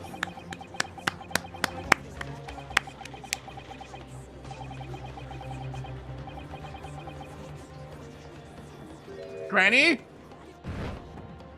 Granny, no! I didn't even say anything. I didn't want to judge the dear little mite just because she has some rather naughty ways. But I must say, I can't abide liars. Neither can I! Mr. Foreman? Mr. Foreman, please don't! Please don't! I didn't want to judge the girl just because she has less than salubrious ways. But I must say, liars. Juror number 2, I love you. You own my heart. Juror number 2. Juror number 2. Juror number 2!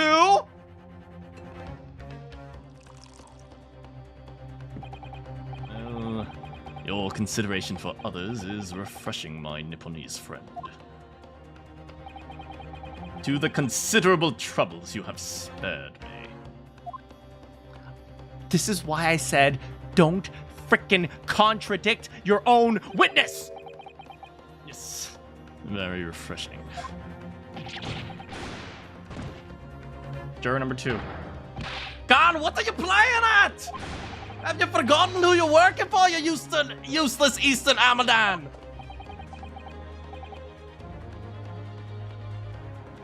Juror number 3, please. Please stop. This is carnage. It's perfect. Juror number 2, juror number 2, juror number 2, juror number 2, juror number 2, juror number 2, juror number 2, juror number 2, please! I love you! If we can't find a new way to convince everyone of Mr. McGill's innocence, the judge will lost. I very much wanted to believe the words of one of London's most respected gentlemen. But those of us in service know we must accept hard truths. Hold it!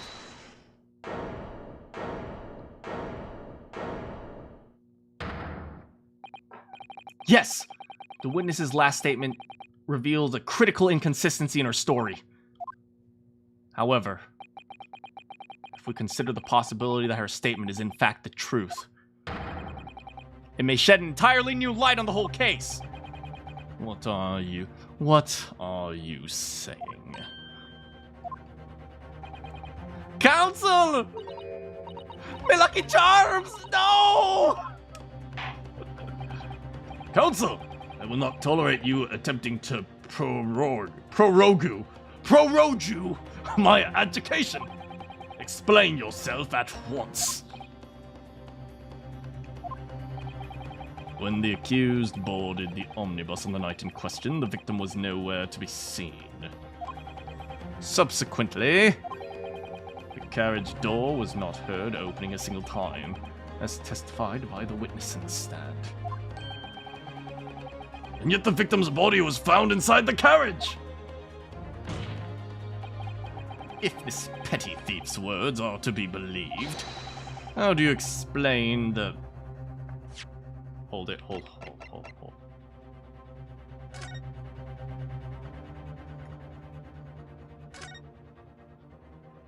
Is there a hinge? Is there a hinge?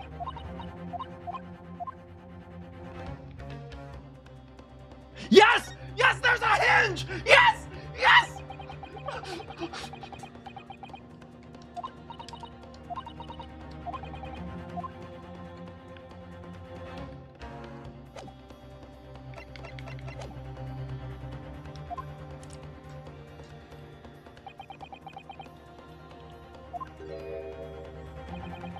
There's only one way to explain how the victim came to be inside the carriage. He was already in there. There's another entrance. He was put there after he died. No, there's another entrance! If the door wasn't opened even once, the only explanation is that the victim entered the enclosed cabin some other way. Objection! I wonder what new fantasy you would come up with in your blind panic. But behold, the omnibus is here for all to see. Only one side of the enclosed cabin is furnished with a door. The other only has windows. Fixed windows. You cannot open them. This is not the 21st century. We do not have power windows. There is no entrance to the other cabin other than the door. But there could be. There's one you haven't considered. Oh, really? Yes, really.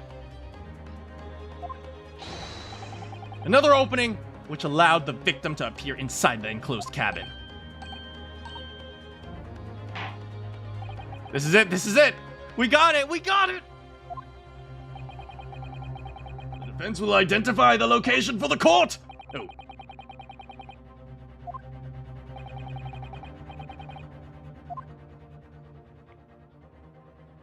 Take that. Take that! The answer is obvious. It could have only been the skylight! The skylight! Objection! Your ludicrous proposal almost has me lost for words. However, Objection. the skylight may well be large enough for someone to pass through. Objection. So you claim. But do you have a shred of evidence to support your addle-brained theory? Both Mr. McGilden and Miss Lestrade said the same thing in their testimonies. They claimed to have heard a loud thud made by someone falling on the floor. Which has already been explained. The sound of the victim falling from his seat.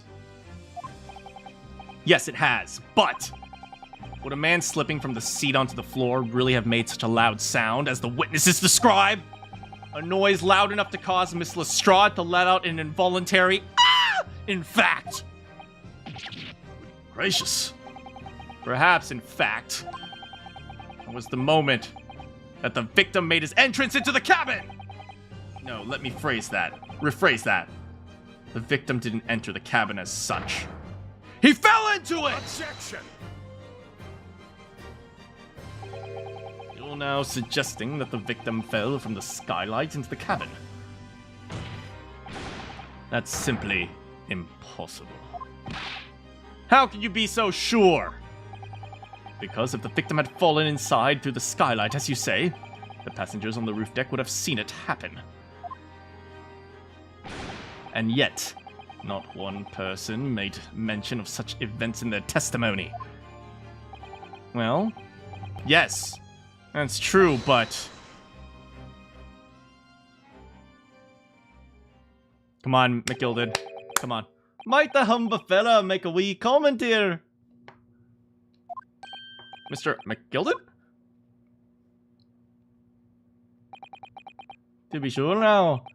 Two fellas who were sat in the roof testified afore. Said nothing of the victim falling through the skylight. But it seems to me, my lord, that is not so much a case of them not saying, but...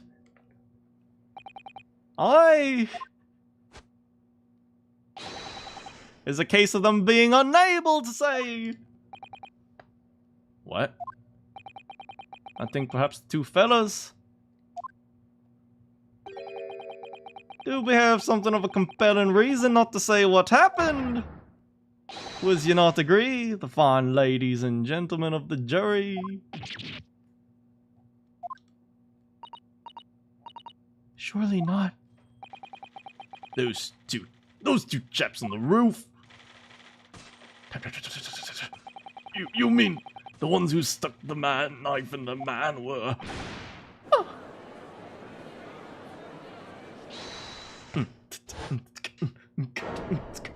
Oh! Oh, come on! Come on, baby! Oh, what's the matter, Mr. Fairplay? Oh, no, they've discovered me! That's right! That's right! Sit down, Fairplay, and then stand back up so I can set you back down! Is Fairplay in first really the killer of this case? Will Gina Lestrade ever sound like a normal talking person? Find out next time.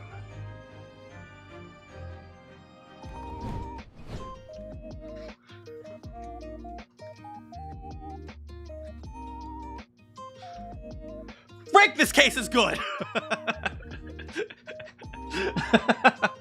Freaking love this case! Such a freaking good case!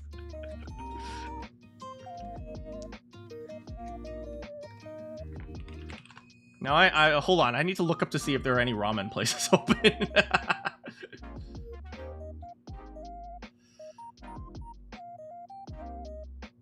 Okay, this one closes at 10, so we're good. You love it too? You were testing your new phone? Oh, hopefully it's working well. Anyway, yeah, this was freaking good case. Oh my god, we got to like talk about so many like details about law and legal stuff. Oh my god. This is a really good case. It's really interesting. You were just adding up all the stuff you need. Ah, I see. Yeah, but anyway, what was I saying? Yeah, this is a freaking good case. I'm so glad we get to play this game.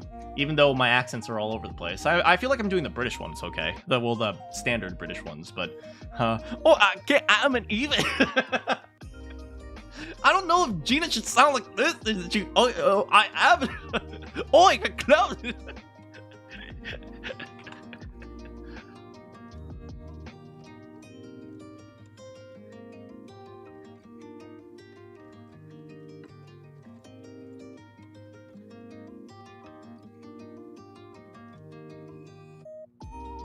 But yeah.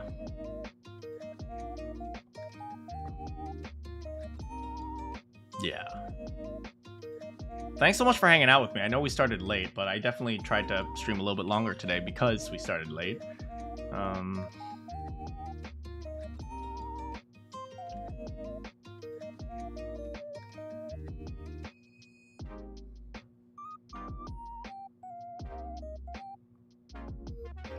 It is one thing I like in this game. It is harder to make your case because of the limitations of forensic science. Oh yeah, fair enough, right? We only know enough to know whether something is blood. Oh, they don't know blood types yet, I guess. They definitely don't know DNA. That's interesting. That's an interesting idea.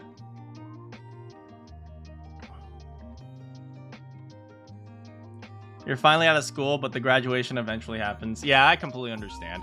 But I also partially stopped because I'm freaking hungry. Like, it's 8:30. I haven't eaten since breakfast. So, yeah, I've been mostly working on, like, things like marketing and stuff. And so that's taken up most of my time. I'm almost like... Yeah, I've been working on slogans and stuff. It's been hard. It's been pretty hard. Slogans are hard because I'm trying to like capture the idea of my voice. For those of you who guys know that I'm doing voice acting, I'm actually a voice actor, so please don't use this stream as like a demonstration of my voice acting skills, because this stream is like the worst possible demonstration of my voice acting skills. Oh, I think I'm supposed to say I'm an even. Yes, I'm a voice actor, guys.